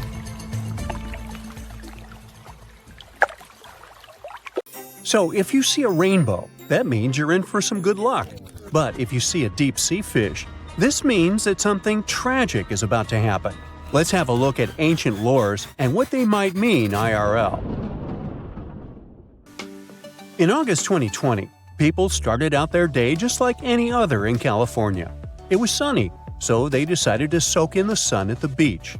They were snorkeling and kayaking when one of them spotted something out of the ordinary – a doomsday fish. The creature was 12 feet long. It's known as an oarfish, and only about 20 of them have washed up in California since 1901. Oarfishes live in obscure parts of the ocean, but why are they linked to doomsday? Japanese folklore says they are harbingers of disaster. These creatures were once thought to be sea serpents, and they are known as the messenger of the beautiful palace at the bottom of the ocean. The thing is, they only left the beautiful palace to warn humans about a disaster. That's why they're mainly known as bad omens. And when you see one, you can expect to see a tsunami or an earthquake right after. Even oceanographers confirm that this is a famous association. Now here's where it gets weird. The oarfish washed up near San Diego shores on the 10th of August. And then, on the 12th of August, a magnitude 4.4 earthquake hit Los Angeles. That's not the first time it happened. In 2011, in Japan, about 20 oarfishes were found stranded on the beaches and coastlines of Tehuco. Right after that, a magnitude 9 earthquake and tsunami hit the city. Something similar happened in the Philippines. On February 8, 2017, an oarfish was seen. 2 days later, a magnitude 6.7 earthquake struck the city and its nearby provinces. Sure, there is no way to prove both events are connected. The Seismological Society of America is adamant in saying that this is pure superstition. A recent study analyzed the coincidences and concluded that this association is statistically untrue. Can we say this happened literally out of the blue? Humans have historically noticed animals acting strange right before natural disasters. Earthquakes, floods, even tsunamis. It's like animals can sense something we can't. In fact, there's a lot of science to back it up. Studies show that animals can detect subtle environmental changes, like shifts in the Earth's electromagnetic field or infrasonic sounds, things humans wouldn't notice. This happens because most animals have a wider hearing range than humans and have extra sensitive senses that help them detect gases emitted from the Earth. This theory got famous after the tragic tsunami that destroyed several cities and villages in Indonesia back in 2004. Most man-made warning systems shut down and didn't serve their role of warning humans about the disaster. Sensors were out of action due to maintenance, while other coastal areas simply didn't have any tsunami warning systems. Terrible timing, I know. Still, minutes and hours before the 30-foot wave hit the city, some animals sensed the danger and fled. Eyewitnesses say that elephants ran for higher ground, while flamingos abandoned their low nesting areas and dogs refused to go outdoors. A local reported that he saw a herd of buffalo turning their ears toward the sea and then stampeded to the top of a hill. A lot of the people that survived the tsunami used animals as their warning systems. Now, this is not the first time humans have relied on animals to save their lives. The first official account of when it happened dates back to 373 BCE. I wasn't around then, but the Greek historian Euclides reports how the local population saw rats, weasels, and snakes running from the town before a massive earthquake hit. So what exactly is it that animals can sense that humans can't? To find that out, scientists put biologging tags on cows, sheep, and dogs living in Italy. For about half a year, they tracked the animals. During this time, official statistics recorded over 18,000 quakes in the region. The most shocking information was that animals began to change their behaviors up to 20 hours before an earthquake. Before an earthquake, something called positive holes happen. It's an electric charge that flows from the crust up to the surface of the Earth. They can change the air molecules above where they appear, and animals can pick up on them. There's also evidence that animals might sense changes in groundwater. Before earthquakes, the stress in fault lines can release radon gas, which could alter the chemistry of groundwater. Animals that rely on it might detect these changes and react.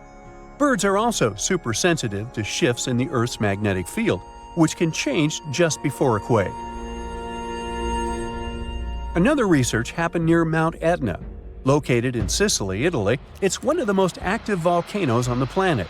In 2002, a massive eruption wiped out a ski lift, 2 hotels, and a series of shops located near Etna.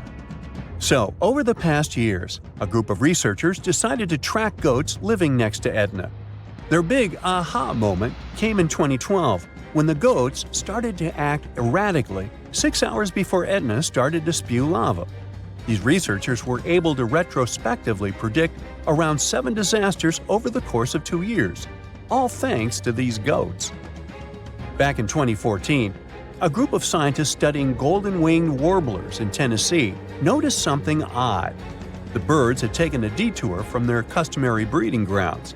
These little birds flew 435 miles from the Cumberland Mountains, where they had just arrived after flying over 3,000 miles from South America. Right after the birds left, a series of more than 80 tornadoes struck the area, causing over $1 billion in damage. What these birds did is something scientists call an evacuation migration. They sensed the tornadoes coming from over 250 miles away. Infrasound is a big disaster giveaway. Storms and tornadoes make very strong infrasounds that can travel thousands of miles from the storm. Now, infrasounds are low-range frequencies, anything ranging below 20 Hz. With our normal set of human ears, we would never hear this. We have an average hearing that ranges from 20 Hz to 20,000 Hz. That means you can hear something like a very, very low bass note or as loud as the buzzing of a mosquito right next to your ear. An elephant's hearing range can reach below 20 Hz. This would make elephants expert at detecting disasters. Scientists also think that detecting infrasound is what helps birds dodge storms when they must cross the ocean. You see, the Pacific Ocean is known to not be at all passive. Although courageous humans venture to cross it, they're usually met with severe storms and conditions that their satellite instruments sometimes can't detect. Meanwhile, there's an ongoing project from France's National Museum of Natural History that is tracking more than 100 birds on their annual crossing over the Pacific. With the help of the International Space Station, they're trying to understand how these little creatures respond to natural hazards en route. But not everyone's convinced. Some scientists argue that while animals might be sensitive to environmental shifts, predicting disasters based on their behavior is too risky. The U.S. Geological Survey has pointed out that many reported cases of unusual animal behavior before disasters are anecdotal, meaning stories and reports, and large-scale studies have yet to prove a direct link.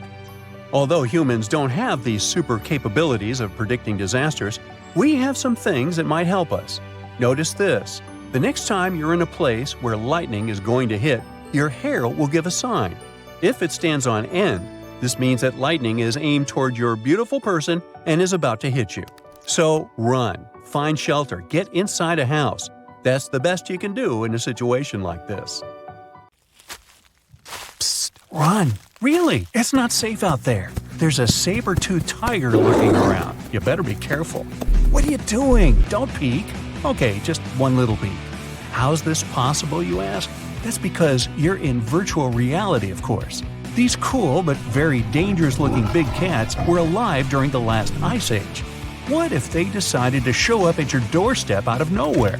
Knock knock, a saber-toothed tiger is waiting for you to buy its cookies. Meanwhile, the coelacanth, this massive-looking fish, comes from a lineage that's been around for over 300 million years. We thought they didn't exist anymore until 1938, that is, when a live coelacanth was found again. Since then, they've been roaming the waters of the east coast of Africa and the waters of Sulawesi, Indonesia. Man, I wouldn't want to go for a swim and meet one of these fellas face to face. Their jaw has an intercranial joint, which means their mouth opens up by a lot. This is so they can eat large prey, like me. Not good. They're huge, too. Imagine a fish that's as long as you're tall and weighing as much as an average human. The takahe, a flightless bird, was thought to be gone in the year 1898. They're very cute, small and multicolored, usually not taller than your knee. But picture this. You're out for a hike in the Murchison Mountains. Looking around, you spot the bird you thought was extinct. But there they are, as happy as ever, surviving and chilling. A whole colonies of takahes was indeed found just 50 years after they were pronounced extinct. Good job, tiny little birds. A singing dog. Ever heard of those? Riley does sing sometimes when he's bored or hungry, but these are real performers. New Guinea singing dogs. They've been only recently discovered again in the wild for the first time in 50 years. Still, they were never completely extinct to begin with. New Guineans made sure they were safe next to them. But in the wild? Very rare and hard to catch a sight of. Look, there goes one. The New Guinea singing dogs are called so because of their famous high-pitched singing. They sometimes sing together too. A dog choir of sorts, where they all howl together. I bet they sing better than I do in the shower. Not going far from this area, we have bats, but these ones are sort of different. You see, their ears are enormous. I guess that's why they're called the New Guinea big-eared bats. Clever. The species was found again when one of them was accidentally caught in a bat trap. Until then, I guess they were playing hide-and-seek with us, because up till 1890, they had been thought to be gone. They're still not out of the danger zone because of habitat loss. Imagine you discover a fossil of a species you thought had been extinct for a long time, yet 2 years later, a whole living group of said species is found. Well, this is exactly what happened in 1977 with the Majorcan midwife toad. It's sort of brownish in color with darker brown that makes up its skin spots. Other than that, it's just a small toad with googly eyes. The group of live toads was found close to where the fossil was, on the island of Majorca. There aren't many of them left, about 500 in fact, and as of right now, they're declared vulnerable by the International Union for Conservation of Nature. Now, are you a fan of tortoises? You will be when you take a look at this huge beauty. It's called the Ferdinanda Island Galapagos tortoise. It hasn't been seen since 1906, but on February 17, 2019, we were finally able to look at one of these beautiful creatures. It's probably out there with a few of its mates right now, but they also don't allow themselves to be seen. We only know they exist because there's a few tracks and scents. With yet another frog, we have the horned marsupial frog. They're out and about in Ecuador, in the Chocó forest to be more specific. They're called this way because of their distinctive horns directly on top of their eyes. You know the pouch kangaroos use to carry their offspring? Well, the female horned marsupial frog also has that, except it's on the back, so it acts as sort of a backpack. They develop their embryos there, and when they're ready to come out, they hatch as complete infants, unlike regular frogs where they start out as tadpoles. One more toad, the starry night toad or harlequin toad. They're black and covered with loads of white spots all over them. Lost for 30 years, it was discovered back in 2019. Picture them as big bodyguards, water bodyguards to be exact. Oh, that's a very big toad on your screen. Well, for the Arhuaco people, that's exactly what they are, guardians of water. They also have their own name for them, Guna. Sounds like a cheese. When scientists found them yet again, they came across 30 of these little creatures, but initially, they were expecting only one. Well, what a nice surprise. Here's a tiger for you, although it doesn't quite look like your typical tiger. It's called the Tasmanian tiger, and it seemingly disappeared since 1936. But then, out of nowhere, people started seeing them out there in the wild just 5 years ago in 2016. They sort of resemble dogs more than tigers, or a fox maybe. Just take a look at its muzzle. Maybe even a mix of both. Then, a few others started popping up too. And if you happen to think you're seeing one right in front of you, but you're not quite sure, check if they've got stripes on their back. They're definitely out there, but still technically marked as extinct by the IUCN. Okay, picture a horse that looks straight out of a movie scene. Tiny, gorgeous fur, very well behaved. It's tiny, but it's not a pony. It's a Caspian horse. They have an interesting backstory to them. They were discovered by Louise Leyland, who got married to an aristocrat in 1957. Having moved to Tehran, Iran, she didn't quite like how the horses behaved there, so she took matters into her own hands. She took a few people with her, and off they went to the Caspian Sea mountain. And in there, they found 3 of these beautiful tiny little horses. Well, that's how the story goes. Coming up next, a possum that was found in an unexpected place. Guess where? You have 3 options to pick from: hiding in a ski resort, in the Australian outback, or in someone's apartment in the bathroom. Which one do you choose? You have 3 seconds. The right answer is a ski resort. Yes, this possum is called the mountain pygmy possum, and it's originating from Australia. So far, there are 3 different living populations of this tiny possum, but it was believed to be extinct until just 1966. There are fewer than 100 of them, so the IUCN has marked them as critically endangered. Also from Australia is the night parrot, an absolute delight to birdwatchers. Very beautiful, yet mysterious. These little fellas live in very remote areas. You can probably count on the fingers of your hand how many times these birds have been seen since they were found again in 1979. That's how rare they are. Have you ever seen a pygmy tarsier? Neither have I. It was only in 2008 that 3 of them were caught. Scientists don't really want to lose track of their movements again, so what they did was gift them with tiny little collars. This way they can live their life as happy as ever and will know they're safe. The last one I want to tell you about is the tree lobster, but as the name might mistakenly tell you, they're not really lobsters. They're just big black bugs with huge legs. Their extinction story is a sad one.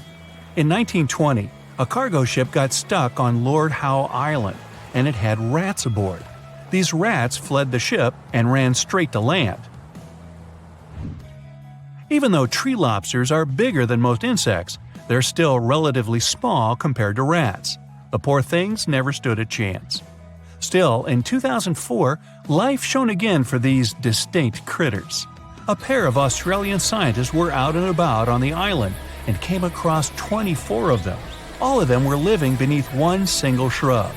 Hey, if there's enough space for everyone, it's not small, it's cozy. Bottom line, it's better to be distinct than extinct. Don't you agree? In 2016, 2 researchers were trekking through the forests of Arunachal Pradesh, India, when they literally stumbled upon this camouflaged beauty hidden in the leaves. A local man pointed out the snake, and they quickly realized it wasn't just any average viper.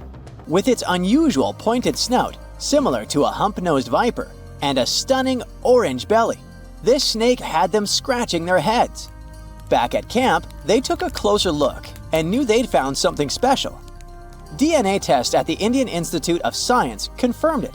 They found a brand new species, now known scientifically as Trimeresurus arunachalensis. But the snake's unique features didn't stop there. The snake's paired reproductive organ was unlike any other viper, and its scale pattern was completely unique. While its closest relative has around 20 rows of scales around the middle of its body, this mysterious snake had only 17. The next species is a record breaker, and it's known as the largest gecko ever discovered, measuring around 2 feet long and being as thick as a man's wrist. The only known specimen of Delcourt's giant gecko is currently in France, but its exact origins are still a little bit of a puzzle. At first, people thought it might be from New Zealand because some local legends spoke of a giant, mysterious lizard that lived in forests. Even though it was a pretty fascinating theory, some recent DNA studies suggest that this nocturnal species is probably from New Caledonia. But as of now, no one can confirm it 100%. In general, sleeper sharks are big, slow-moving creatures that mostly hang out in deep, cold ocean waters. They usually have bulky bodies and a broad, flat head, which helps them blend into the dark sea. But in 2017, was caught at a fishing harbor and collected from a fish market located in Taiwan, and it didn't look like any of its relatives. First off, this 4.4-foot shark had smaller eyes and a tiny second dorsal fin compared to its cousins.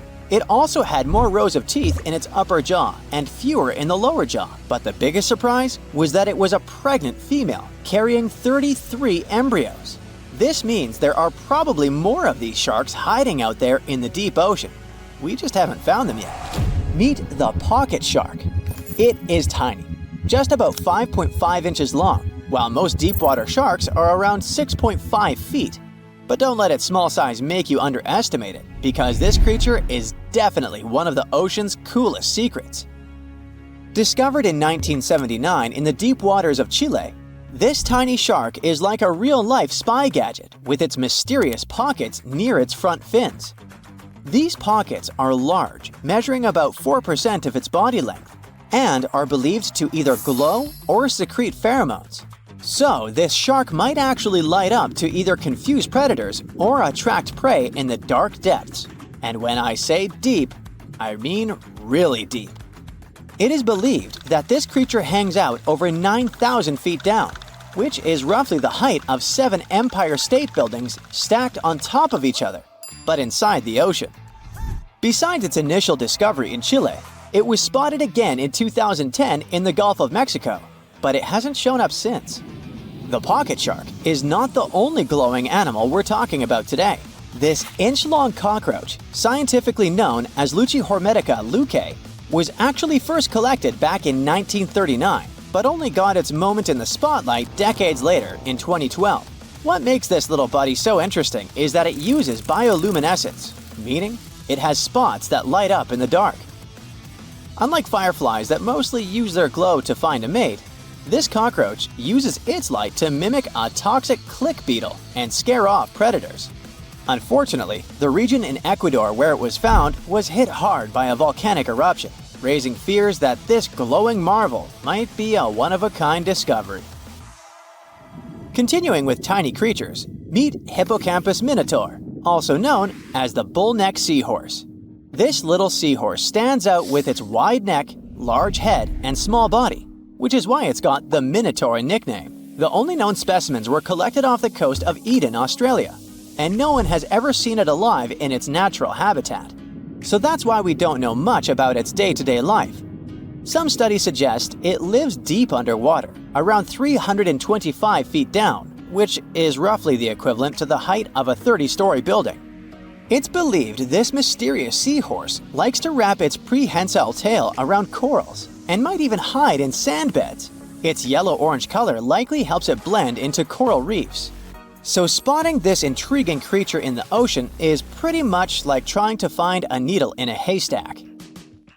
Next on our list is the Nariño cat. In 1989, a single specimen of this mysterious spotted feline was discovered in Galeras volcano in southern Colombia. This little guy had a short tail with 7 black rings and a black tip, and its fur was absolutely unique, being more reddish than that of its relatives. Understanding that it wasn't an ordinary animal, researchers decided to visit a bunch of museums all over Latin America to find similar felines, but they came up pretty empty-handed. Then, DNA analysis confirmed that it was unlike any other known cat, having split from its closest relatives around 1.9 million years ago. The Bogota sun angel is a hummingbird with a stunning purple color and black flight feathers, plus a bright green chin and crown.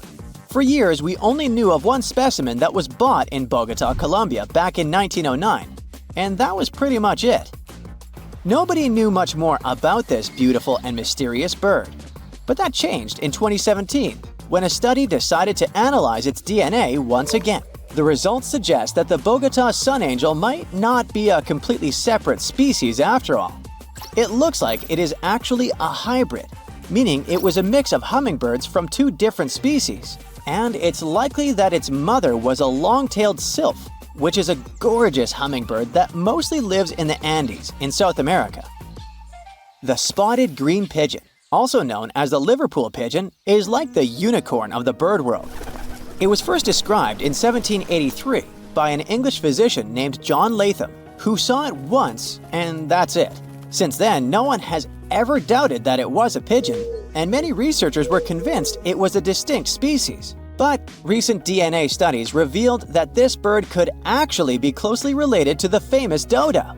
You know, that chubby, flightless bird from Mauritius that looked like a giant pigeon with a quirky beak. Anyway, the Liverpool pigeon is about 13 inches long and has a unique look with yellow spotted feathers.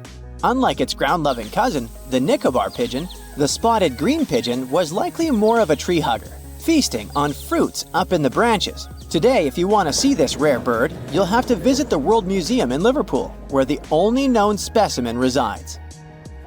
While you're in England, make sure to swing by London and check out the Natural History Museum. There, you will find the only specimen of a flying fox known scientifically as Pteropus bruneus. Flying foxes are usually some of the largest bats in the world. Their body length, I mean their size excluding their wings, can be around 16 inches. But this special bat, discovered in 1874 at Percy Island, is more like a mini version of its cousins, measuring 8.3 inches from head to toe. So even though it hasn't been spotted in the wild for a while, I wouldn't worry too much if you happen to come across it. Now, you can't find living dinosaurs nowadays, which is a good thing, mostly, but you can still meet some creatures that might have gone to lunch with them.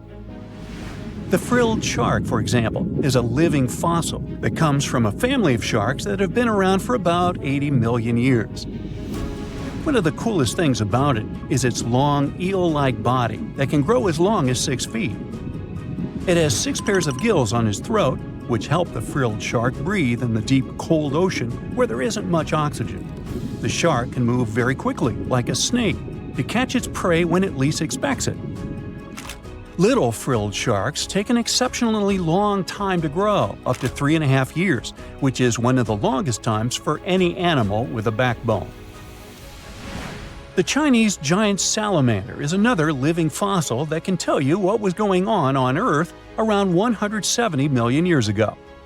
Now, when I say tell, I really mean it, as it can make sounds like hisses, whistles, and barks, and even a noise that sounds like a crying kid. The biggest Chinese salamander found so far weighed 130 pounds, as heavy as 2 Dalmatians, and was almost 6 feet long. Giant salamanders like to be alone. Hey, I want to be alone. And will chase away other salamanders from their space, except when it's time to start a family. During the day, they hide and sleep under rocks. They can make a special substance from their skin that keeps predators away. Now, gharials are reptiles that have been around for about 38 million years. They live in India and Nepal in slow-moving, muddy rivers. Sadly, there are very few gharials left in the wild, less than 100. These creatures can't control their body temperature, so they need to sunbathe to get warm or cool down in the water if they get too hot. Their eyes are close together and face forward, which helps them see in 3 dimensions and judge distances more accurately. Gharials also have a transparent third eyelid that protects their eyes when they're underwater. They have over 100 sharp teeth, but they can't chew their food. Instead, they use their strong jaws to grab prey and then, swallow it whole. The alligator gar is a fish that has a family history of more than 100 million years. It still has some cool features from ancient times, like being able to breathe both air and water. It also has a special spiral-shaped intestine, like a shark. The alligator gar is one of the biggest and heaviest fish in North America. Just like an alligator, it has a long body and snout, plus a row of sharp teeth. But instead of legs, the gar has fins to help it swim underwater. The tuatara isn't a lizard as you might think, and isn't a dinosaur either. This New Zealand resident is one of the most unique animals in the world. Scientists love studying tuataras because they can help us understand how today's lizards and snakes evolved. One of the coolest things about the tuatara is its third eye, called a parietal eye, on its head. It has its own lens, retina, and a nerve that connects it to the brain. Scientists think it might help the tuatara know when it's light or dark outside and absorb sunlight to make vitamin D or help them keep their body temperature exactly right. Tuataras can live an extraordinarily long time, up to 100 years. Cassowaries are the youngsters on our list, as they've been around for only 60 million years. They have some things in common with dinosaurs, like their three-toed feet and how they breathe. Cassowaries love to eat fruit, lots and lots of fruit. This love of fruit helps the rainforest because when cassowaries eat the fruit, their bodies don't harm the seeds inside. As they move around the forest, they spread these seeds, you can guess how, with their own natural fertilizer, helping new plants grow.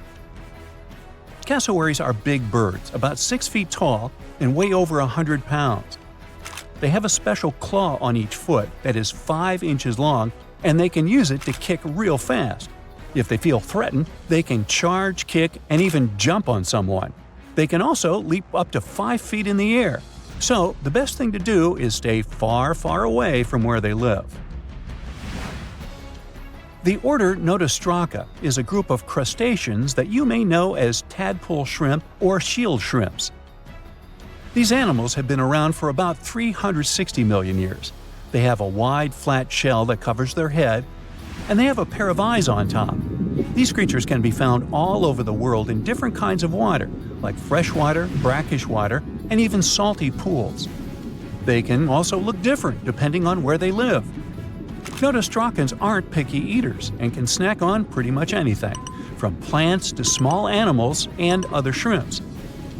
Some of them are considered pests in places like California rice paddies because they stir up the mud, which blocks sunlight from reaching the young rice plants.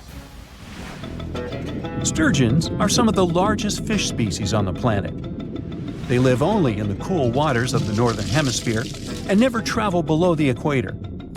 Even though they are huge, sturgeons don't have teeth. They eat by sucking food off the bottom of rivers, gulfs, lakes, and oceans. Scientists believe that sturgeons came from a group of fish that first appeared around 419 million years ago, long before dinosaurs even existed. Their ancestors survived a big extinction event that wiped out 90% of all species and went on to become the largest fish in many rivers in North America and Eurasia. Sturgeons can live up to 100 years old or even older. Female sturgeons can lay up to 3 million eggs at a time, but not all of the eggs eventually turn into real fish. Our next hero, the Pacific lamprey, has successfully lived through at least 4 mass extinctions. Its ancient ancestors evolved over 450 million years ago. These creatures have cartilage instead of bones and a third eye, which is a special light-sensing organ on top of their heads. Instead of a regular jaw, they have a mouth surrounded by teeth.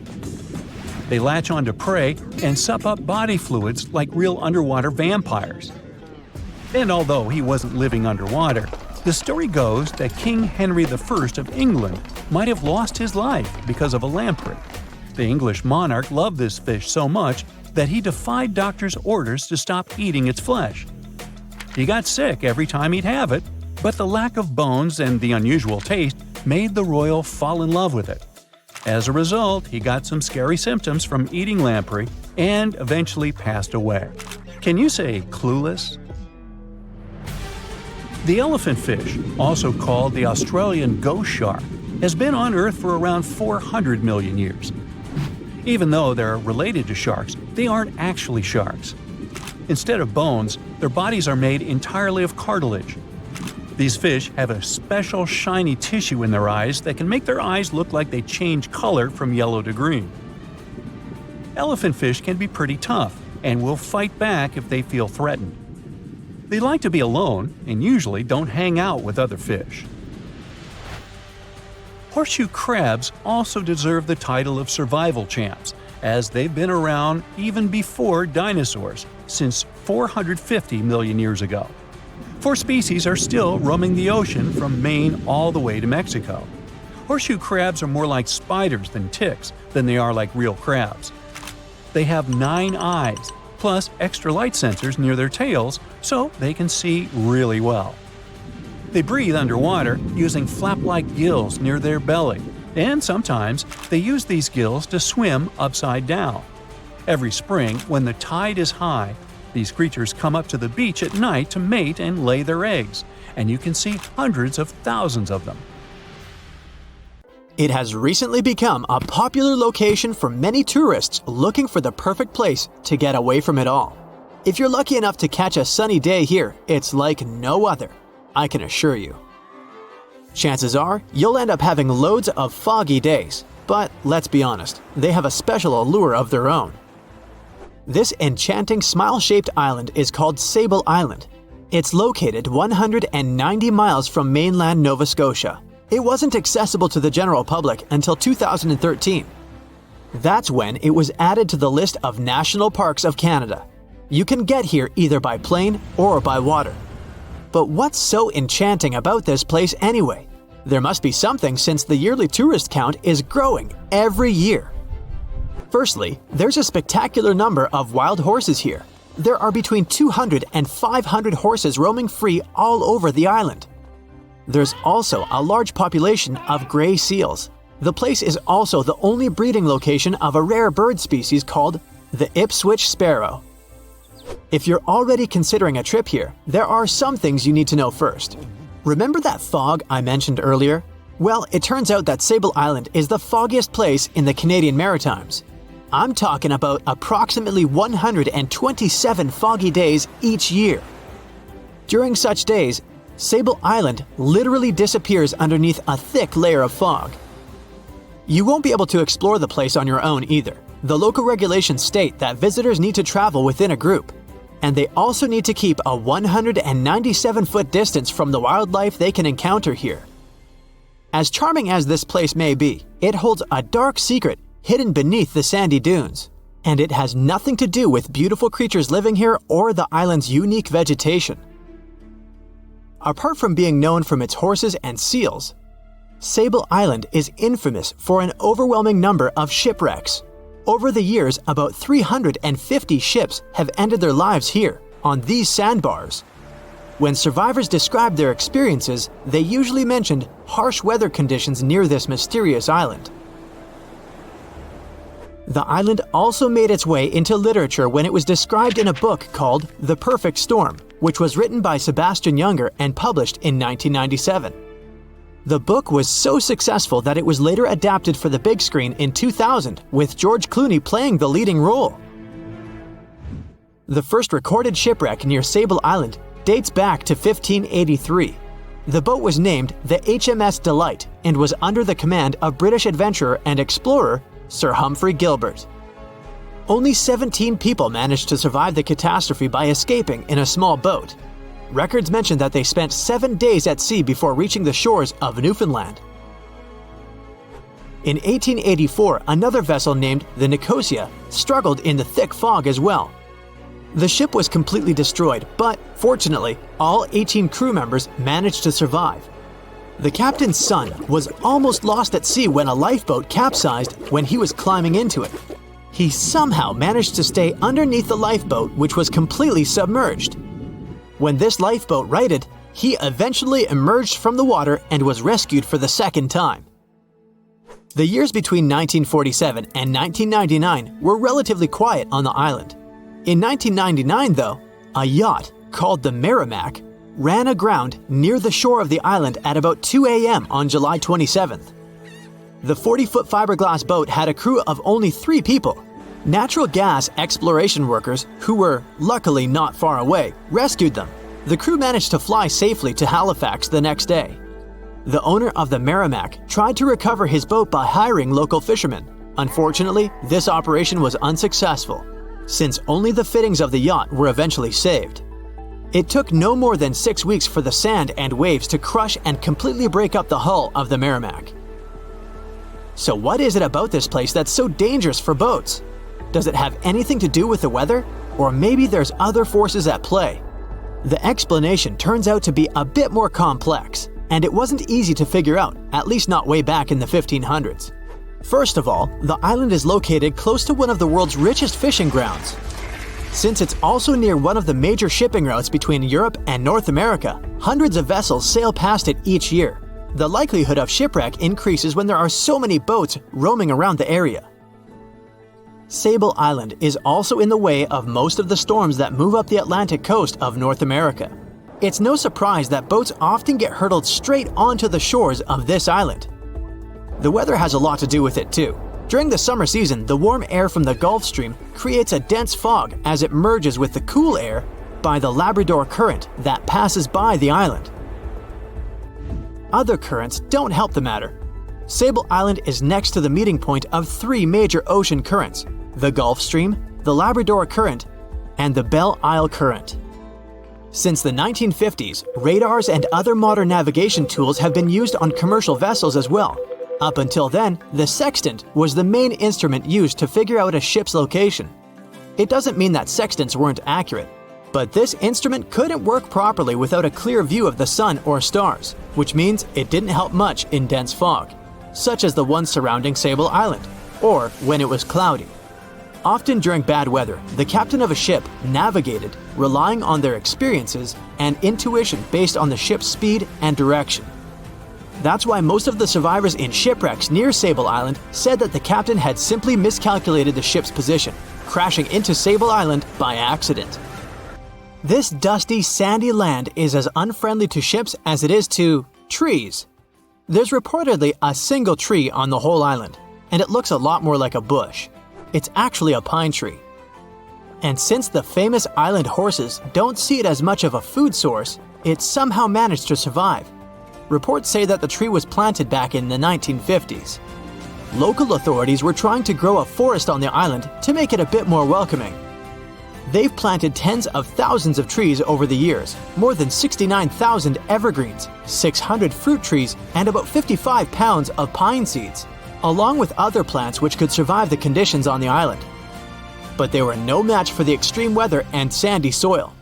Out of all those plants, just one pine tree is still alive.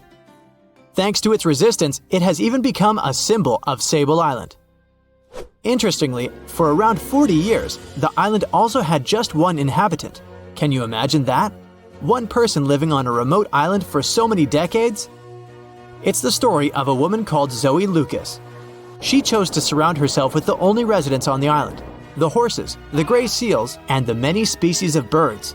An esteemed naturalist, she mentioned in an interview she gave back in 2017 that she was used to living on the island and that she never got lonely.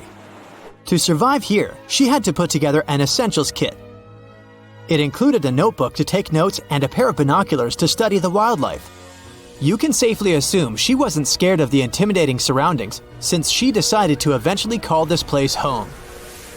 At first, Zoe wanted to set up camp on one end of the island, near some abandoned buildings. But eventually, she settled in a wooden house near a bunch of sand dunes. A Canadian institution called the Meteorological Service of Canada put together the simple construction back in the 1940s. Parks Canada operates the building these days. Zoe's work included gathering as much data on the local horse population as possible. It could help scientists better understand how they managed to adapt to the unfriendly environment. She also helped gather the debris that made it to the shore to help track pollution levels. Among all the rubbish that she collected, there was a refrigerator and a crate full of fresh peppers. Some other specialists eventually started working rotating shifts on Sable Island to offer the brave woman a little bit of company now and then. In 1991, somewhere in the lush jungles of central Vietnam, a local logger found a mysterious hole among the foliage and bushes. He looked in there and felt a strong wind blowing into his face. Then he heard a strange sound from the cave depths and realized that it was the sound of a river. The logger didn't check the cave, but decided to go back there with a flashlight and a rope. When he returned, he couldn't find the cave anywhere. He spent a few years searching for it. Finally, in the 2000s, the logger managed to locate it again. In 2009, he brought scientists to this place. They found out the cave called Sundong, is the largest in the world. There's so much space here that you'll hear a long echo if you shout. Sundong's main passage reaches 660 feet in height in some places, which is more than half as tall as the Empire State Building. The area of the cave is so huge that an entire New York City block with 40-story skyscrapers would fit in there. There's a deep underground labyrinth under the jungles of Vietnam, hiding 3 of the largest caves in the world, and Sundong is number 1 on this list. The vast space inside is filled with various plants, unique microclimates, and different landscapes. There's a real jungle growing underground. It became possible thanks to the collapsed ceiling in some places. It lets sunlight penetrate there from above. There are huge stalactites 250 feet high on the ceilings and walls, which is more than the length of a passenger Boeing. They've been here between hundreds of thousands and millions of years. Some limestone deposits are more than 450 million years old. It means they've existed since the time long before the dinosaurs. Besides the jungle, there are also many rivers in the cave. They were formed because of rainwater coming down from holes in the ceiling. These rivers are smooth and fast, like slides in a water park. But riding them isn't the best idea, since they can carry you into one of those long labyrinths that the cave is full of. And we still don't know where they're going. You may find yourself in another unknown part of the cave. This is what happened in 2018. 3 divers accidentally discovered new areas in Sundong. The cave turned out to be much bigger than everyone thought. They dove into one of the cave's lakes and reached a depth of 256 feet. At the bottom, they found a separate tunnel. Divers lowered a fishing line with a lead weight there and found out that this place reaches a depth of 394 feet, and the tunnel is more than half a mile long. We still don't know the exact size of the tunnel. Sundong also connects to another huge cave. There are lots of things you can see in Sundong besides underground labyrinths and rivers. You can find spacious rooms with lakes, and you can walk for hours along dark mountain corridors. This place is strikingly beautiful, but dangerous at the same time. And the coolest thing is that you can take a walk here. Since 2013, Sundong Cave has been open to tourists. It's not just an easy walk to take some selfies though. The expedition to the cave lasts for several days. For the first day and a half, you'll explore the 3rd largest cave in the world. And only after that, you'll reach Sundong. The path will take you through rivers, dense jungles, mountains, and rocks. You can meet many exotic birds, monkeys, and other animals. And according to many people, the way to the cave is even more impressive than the cave itself. When you reach your destination, you'll spend the next few days exploring Sundong. Together with other tourists, professional guides, and porters, you'll be sleeping in tents in different places in the cave every day. You'll see some stunning landscapes and, get ready for this, 400-million-year-old majestic fossils. There are also dark rooms with lakes that are good for swimming. Such adventurous expeditions become more popular every year. People who visited the cave call it the most amazing place they've ever seen. Another amazing cave is located in Indonesia, on the island of Flores. It's quite small, but holds amazing things inside. In 2003, a group of scientists discovered ancient artifacts here, including fossils of primitive tools, such as sharpened stones. Scientists realized that hundreds of thousands of years ago, this place was home to our distant ancestors. Then they found a very unusual female skeleton. That woman was only 3.5 feet tall. This is the height of the waistline of an average adult person. That woman had no problems with her spine or with the development of her bones, though. This and other skeletons found in the cave belong to some unknown human ancestors. Scientists called this species Homo floresiensis, or simply, Hobbit. The woman's weight was about 35 to 79 pounds. Analysis of the skull and bones showed she was about 30 years old. Hobbits probably lived on Earth between 190,000 and 50,000 years ago. There's a chance they met the ancestors of modern humans. The next cave is in Turkey. Imagine that you live in an old house and decide to make some repairs. You throw all the old stuff out of the rooms. The last place to sort out is your basement. You've hardly ever visited it and have no idea what's hidden there. But it's pretty spacious, so you decide to turn it into a room. You tear down the wall and discover the entrance to the cave. This is a tunnel that leads underground. You walk through the cave and see a real underground city. This happened in Turkey in 1963. One of the locals discovered a secret passage to a lost city in his basement. About 20,000 people could live there. There was enough space for livestock and food supplies. It's not just a maze of tunnels. There's a chapel, a school, stables, kitchens, walls, and other signs of civilization. The city was built in the Byzantine era, in the years 780 through 1180. It's not the only one down there and is connected to many underground tunnels and towns that stretch for several miles. Let's finish our journey in the strangest and most frightening cave. We're going to the southeast of Romania, near the Black Sea. Here, on a desolate wide plain, you can find a hole. This is a tunnel leading deep underground. The air inside the cave has high levels of hydrogen sulfide and carbon dioxide. Under normal conditions, the air we breathe contains around 20% oxygen, but it's only 10% here. You won't be able to breathe freely without an oxygen tank.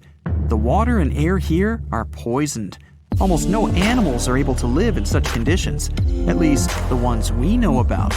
And this cave is filled with 48 species of living organisms, 33 of which are new unknown species. Creeping things that live here can scare you, especially if you're afraid of bugs. Strange white snails and white spiders are crawling along the walls. An unknown species of leeches and transparent shrimp are swimming in the water. White millipedes with huge mustaches are creeping on the ground. Here you can also meet an unknown kind of scorpion with a transparent white body that doesn't look like any other kind of scorpion. Nothing here looks like ordinary animals at all. All creatures in the cave are white or transparent. They don't have eyes, but they have long paws and antennae whiskers that help to navigate in space. Plants can't live here without sunlight and clean air. This means that oxygen isn't produced in this place. So how do these creatures manage to survive? The answer is in the water. The surface of the lake and puddles here is covered with strangely moving foam. This substance is a living organism. It consists of 1 billion bacteria called autotrophs. Ordinary plants absorb carbon dioxide and use photosynthesis to produce oxygen. This cave is filled with carbon dioxide. Autotrophs absorb it and secrete tiny food particles. Bacteria feed on these particles. Larger organisms then feed on those bacteria, and so on. In the end, there's enough food for everyone. This process is called chemosynthesis. It's like photosynthesis, but uses water instead of sunlight in its chemical reactions. In this cave, evolution has created a completely unique biological system, separate from the rest of the world. Australia used to have its own giants. Those were huge animals that could have dwarfed anything living on this continent these days. Scientists found the remains of many of those ancient creatures in the Narracuta Caves in South Australia, 4 hours away from Adelaide. It's a lovely region, but it can be treacherous. Watch out for holes the ground is pocked with. Known as pitfall traps, many of them are no wider than a coffee table. They're deep and plunge into the darkest of caverns. One of such caverns is called Victoria Fossil Cave, and it's a treasury that's been hiding the bones of around 45,000 animals for centuries.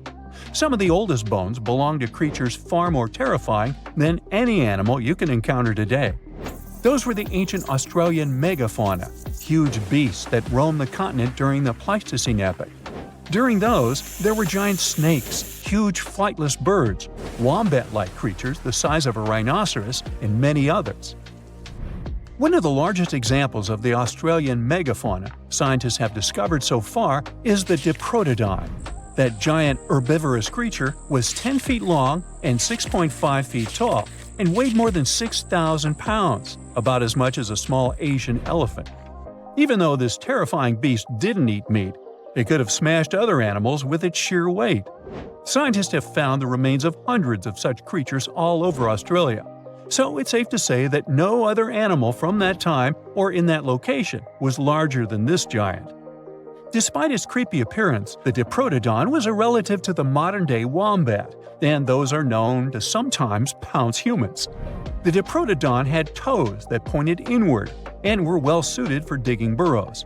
On the other hand, Diprotodon was a giant, and it was unlikely that it used to do so. It was likely a trait it had inherited from its smaller burrowing ancestors, or it could have used its claws to search for roots. This theory is supported by the fact that the animal's pouch was facing backward. It prevented any dirt from collecting inside while the creature was digging. Since this animal was so big, it didn't have to worry much about predators. Up until 60,000 years ago, when the first humans appeared on the continent, full-grown Diprotodons only had to look out for creatures like the quincana. Measuring in at a whopping 20 feet long, the quincana was a land crocodile. It lived in Australia from around 20 million to 40,000 years ago. It disappeared along with most other mega creatures of the last ice age. It's thought to be the result of the first humans coming to the continent. Even though the quincana was extremely fast and dangerous, it was possible that this creature got outcompeted by human hunters who took all available prey. Unlike modern crocodiles that are mainly aquatic, that mighty beast was a land dweller. Scientists figured it out by studying the quincana's legs. They were able to support and carry the body clear off the ground. It means there was no escape for ancient people once the quincana spotted them. Modern crocodiles can only push themselves along on their bellies. Such an adaptation allowed the quincana to chase its prey for long periods of time, exhausting it in the process. Another creepy feature of this ancient monster was its teeth. Aquatic crocs have conical teeth. Those are great for gripping and holding on to prey underwater.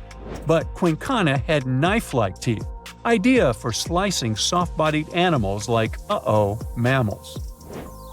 Another Australian monster, Thylacoleo, wasn't all that large, but it didn't make it any less terrifying. It was still among the top predators and the biggest carnivorous animals in Australia. This creature was a true oddity of nature, even by prehistoric standards. First, its teeth resembled not those of a regular predator, but those of a rodent. Its front incisors were enlarged, taking the place of canines. Premolars were also shaped like blades. They were used for cutting flesh and bone.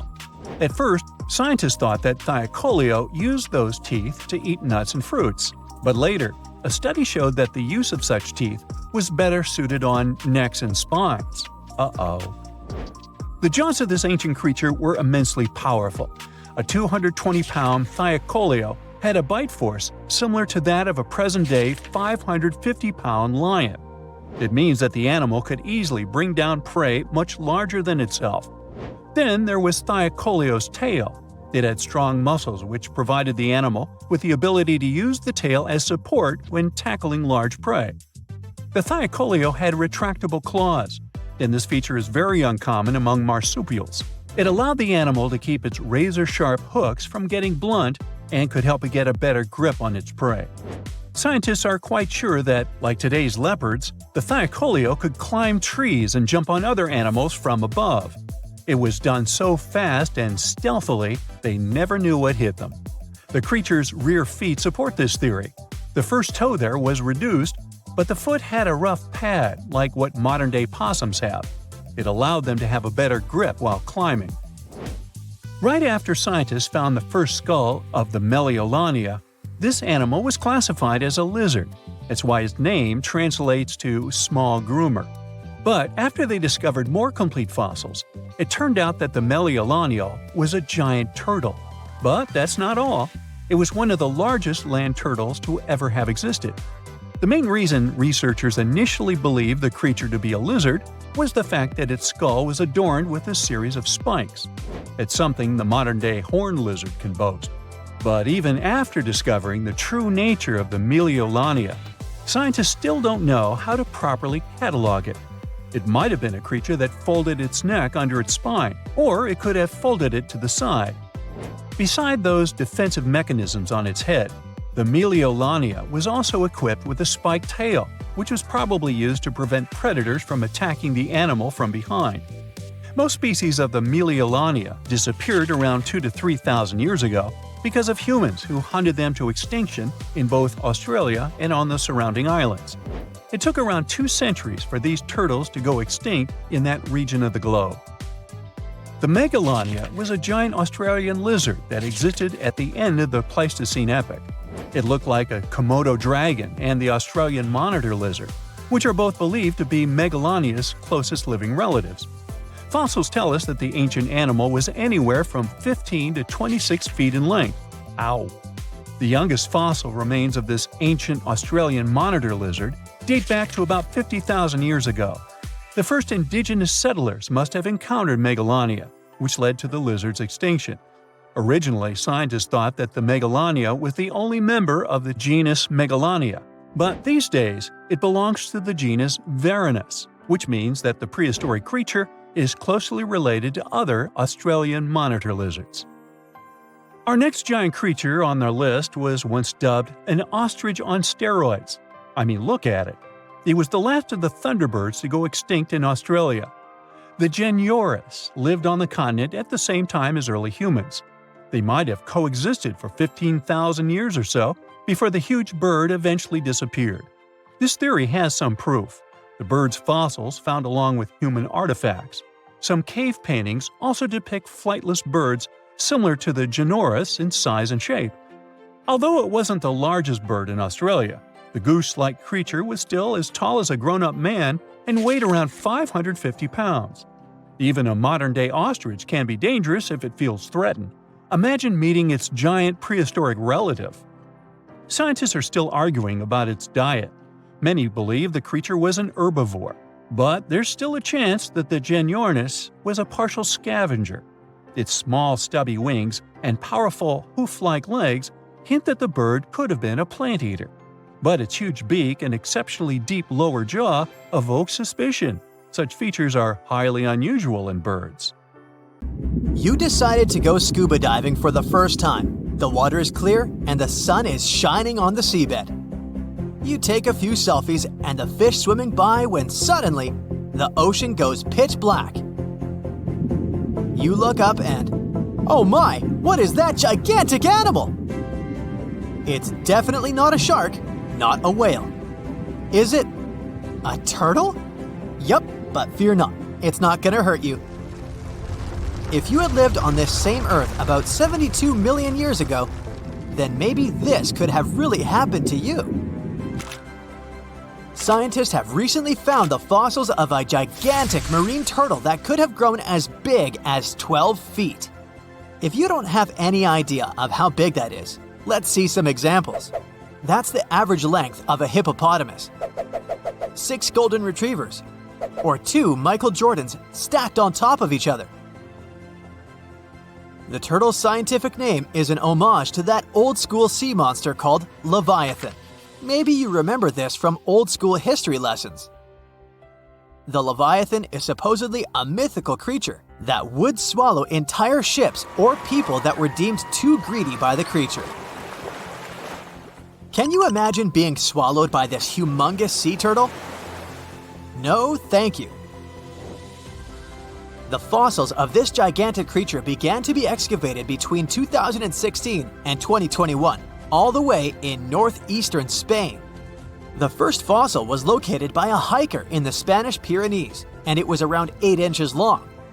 The pelvis of this turtle alone measured around 35 inches. It would definitely be one of the biggest turtles today if it hadn't gone extinct.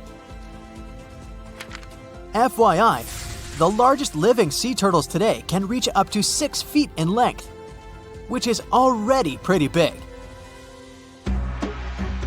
Now, how about a gigantic prehistoric scorpion? I bet most people here are not huge fans of these creatures, especially since they're poisonous, which is why the thought of a 9-foot-long aquatic scorpion might be the stuff of nightmares. Let's just say that if they hadn't gone extinct some 400 million years ago, lakes and rivers would be much more dangerous places for humans today. These gigantic insects were considered to be apex predators in their time, hunting everything from fish to other animals, even of their own kind. Yikes! I got goosebumps just imagining these creatures. Should we thank the asteroid that hit our planet now or later on in this video? Another prehistoric animal that would shock humans if it were still alive is the so-called Megatherium, a gigantic sloth. This huge sloth is believed to have grown up to 20 feet long, and its weight could be up to 8,000 pounds. It was found in the woodlands and grasslands of South America. The creature used to stand on its 2 feet in order to reach leaves on high branches. These giant sloths had huge claws. They helped them climb trees. I gotta say, I feel uncomfortable imagining these elephant-sized sloths climbing trees. Oh, of course, some dinosaurs will make our super-sized creatures list. But before that, here's a fun fact. Did you know some dinosaurs are still alive today? Scientists have proven that birds are classified as theropod dinosaurs. Such infamous creatures as the T-Rex and Velociraptor belonged to this group. I'm sure you've heard these names even before you watched Jurassic Park. The Velociraptor is that scary dino that breaks into the kitchen. Well, they evolved, gained some feathers, and turned into various species of birds we know today. That means that any bird from chickens to those little blue ones is a direct descendant of dinosaurs. Now, does the name Spinosaurus ring a bell? You can see this huge dinosaur in some museums today. Its fossils, I mean. The Spinosaurus was one of the biggest land predators to walk Earth. Actually, to walk its land and water, since scientists believe that this dino was semi-aquatic. It fed mostly on meat, which means humans would be its natural prey if it lived today. This meat-eating dino lived around 90 to 100 million years ago. It was about 60 feet long, 12 feet high, and weighed up to 22 tons. Its head was around the size of 8 bowling balls and was shaped like a crocodile's face. Basically, the Spinosaurus was a big African elephant with the face of a crocodile. Just kidding. But that would look funny though, wouldn't it? A much more attractive dino was this guy. It's considered to be the largest dinosaur that has ever lived on our planet. What made it so big was its extremely long neck and very long tail. You wouldn't want to stand behind this creature, believe me. If it decided to swish its tail, you'd get catapulted very far away. This creature lived around 100 million years ago, and its fossils were first found in Argentina around 2012. The dino measured 120 feet from head to tail, which made it almost as big as an American football field in width. And have I mentioned it weighed almost as much as a space shuttle? A staggering 75 tons. If it had been a carnivore, it would have probably been the greatest predator. But this big guy was a peaceful herbivore that had such a long neck that it could eat leaves from high trees. Cute, right? We must also talk about the Shastasaurus.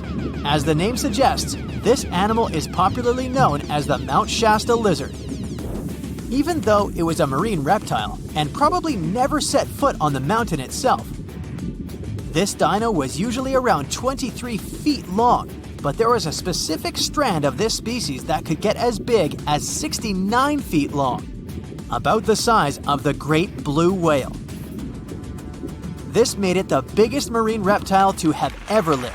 A fun fact about the Shastasaurus is that scientists believe it didn't even have teeth, which means it could only feed on soft-bodied prey, such as squid, for example.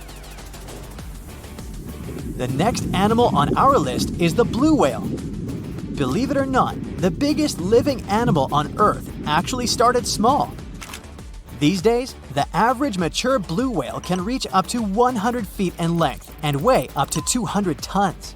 That's more or less the weight of 40 elephants put together, or 30 Tyrannosaurus rexes, or 2,670 average-sized people. Blue whales have to eat up to 50 million calories per day to support that body. That's the equivalent of 30,000 Big Macs, just FYI. But blue whales weren't always this big. They actually evolved from a four-legged mammal that lived on Earth around 48 million years ago. Their ancestor was called Pachycetus, and it was only 6 feet long. Here's a fun fact. To be able to live in the water as one does today, the blue whale had to go through some intense adaptations. A blue whale can replace up to 80 to 90% of oxygen in its lungs each time it takes a breath. A human replaces only up to 15% for comparison. It allows these animals to dive for up to 1 hour at a time, down to a staggering depth of 330 feet. Elephants were bound to make the list.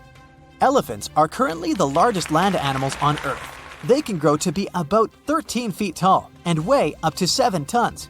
That's pretty small if we compare it to the other animals that once lived on Earth, right?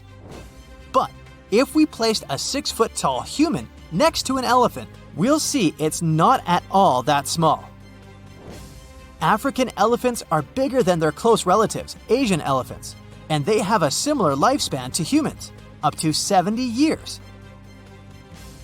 Pokemon might have made us collectively wish that salamanders were real-life dragons, although they're not. They can still be pretty cool though. There's a giant species of salamander that is known to be the largest living amphibian. They can grow to be as long as a regular-sized human, reaching up to 6 feet. I bet that wouldn't be a pleasant underwater encounter. A mega drought might hit Australia soon, and this isn't just about a couple of dry seasons. We're talking about 20 years of little or no rain. While Australia could be facing the longest and most devastating drought since official records began, the rest of the world might struggle to buy bread, flour, or cereals. Energy prices are likely to spike globally, and neighboring countries like New Zealand, Indonesia, and Malaysia must be prepared to receive Australians directly affected by the lack of water.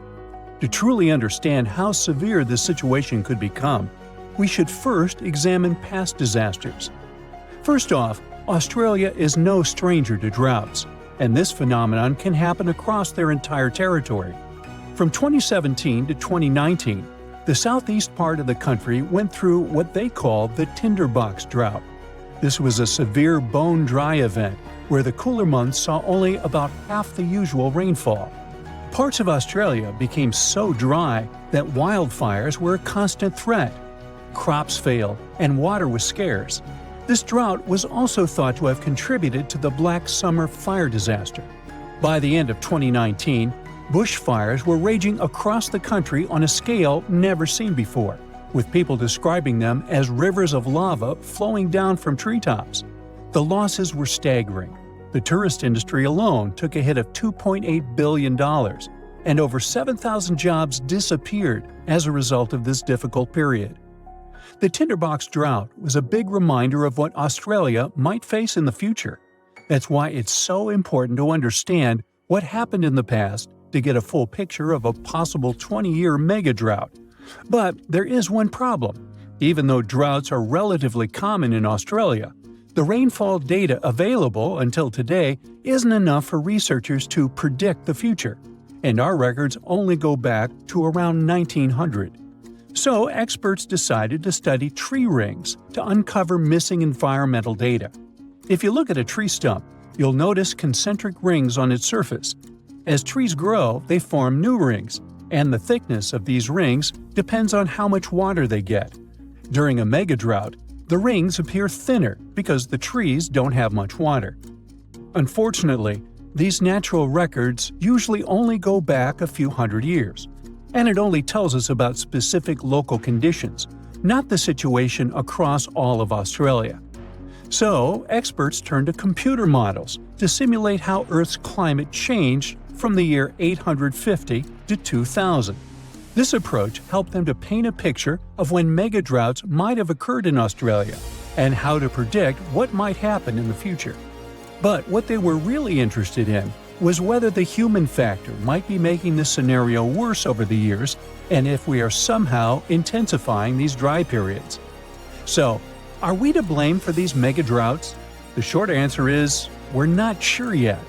On one hand, dry periods in Australia do seem to last longer than they did before factories and machines became common. On the other hand, they don't seem to be getting more intense or happening more often than before industrial times. This means a drought lasting 20 years might not be directly linked to human activities. Actually, this kind of phenomenon is just a normal part of how rainfall changes in Australia over time. This is backed up by evidence from ice cores, which suggests that a 39-year drought hit eastern Australia around 800 years ago. What makes it all so fascinating is that there isn't just one cause for this phenomenon. I mean, there is no single mechanism that explains all cases of megadroughts.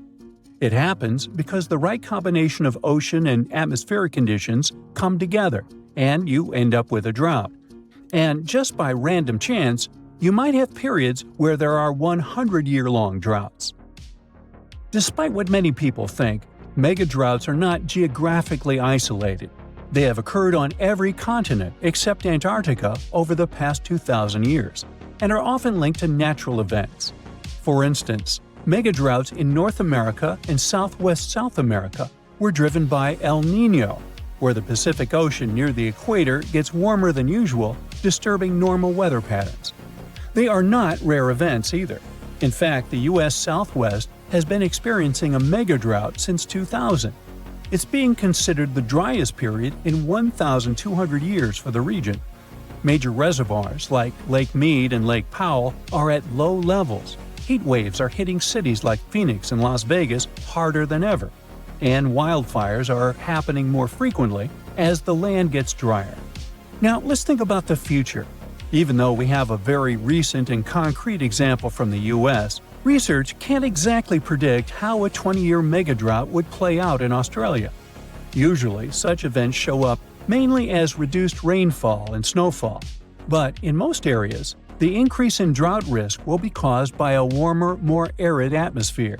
So the ground will probably look parched and cracked, rivers and lakes will likely shrink, and the sky will be relentlessly clear and blue, with barely a cloud in sight. Farmers might struggle to grow crops, making grocery prices rise worldwide. Things like bread, flour, and cereals may become scarcer, as Australia supplies about 13% of global wheat exports. Coal mines might be affected, as they depend on water for extraction, washing, and processing. That might drive up power costs for industries around the world, which could be passed on to consumers, impacting global growth and inflation. As cities might face water shortages, Australians will likely find new ways to conserve every drop or maybe move to New Zealand or Southeast Asia. Now, you're probably thinking, when is this big event going to happen? Honestly, it's really hard to predict exactly. Megadroughts can happen every 150 to 1,000 years, but experts think Australia should be ready for one to happen in the next 10 years or so. And this possibly should be taken seriously. This phenomenon has been known to contribute to the collapse of entire civilizations. Take the Akkadians of Mesopotamia, who built the world's first empire more than 4,000 years ago. Studies of moisture at the ruins of Akkadian cities suggest that they experienced a massive drought lasting 300 years, and this may have led to their collapse. A similar thing happened to the Assyrian Empire, which existed over 2,700 years ago, in what is now northern Iraq.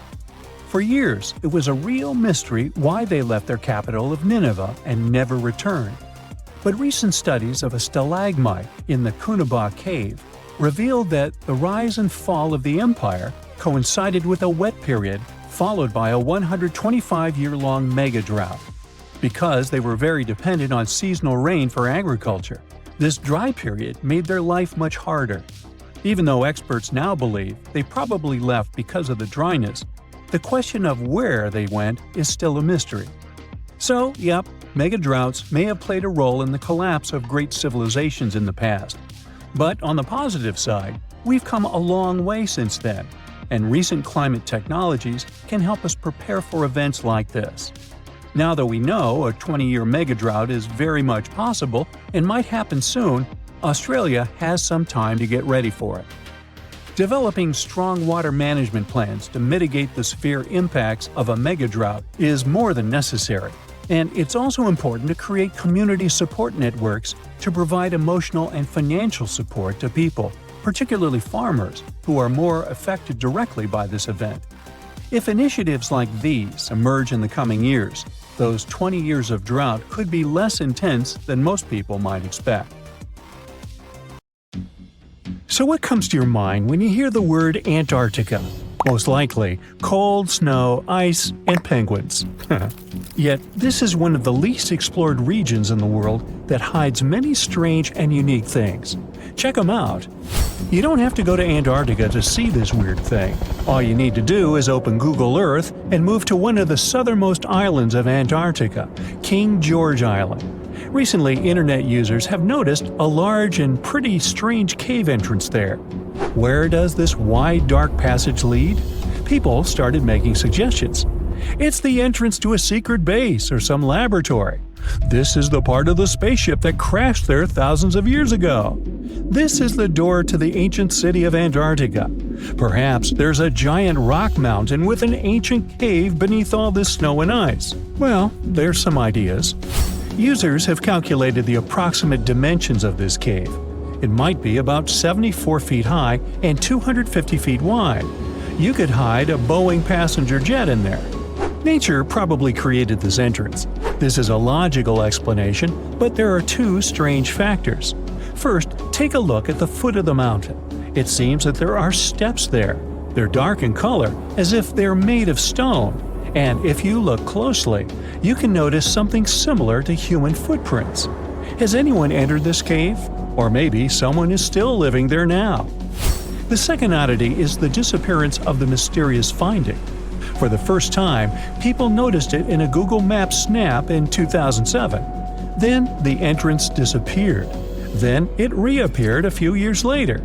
After that, it vanished. And in 2022, people saw it again. Perhaps old snow melts, a new layer falls, and then the wind blows it away and the cycle repeats. But the alleged steps leading deep into the cave make one doubt the natural origin of this tunnel. You can easily find the coordinates on the internet and visit the cave via Google Earth. You might see something there and tell the world. There's another strange thing people discovered with the help of Google Earth. In 2020, one user found a strange object that looked like a giant ship 100 miles off the coast of Antarctica. It was covered with ice and snow and lying on its side. It looked like a cruise ship. You could notice the windows, the deck, and the bridge. But not all people agreed with this. Some claimed it was a spaceship. Others said it was some kind of secret building. The user who first noticed the ship stated that its size was about 400 feet, which is the perfect length for a passenger vessel. But what is this ship doing in such a remote place in the middle of a glacier? How did it get here? Who was its captain? No one has found the answers to these questions yet.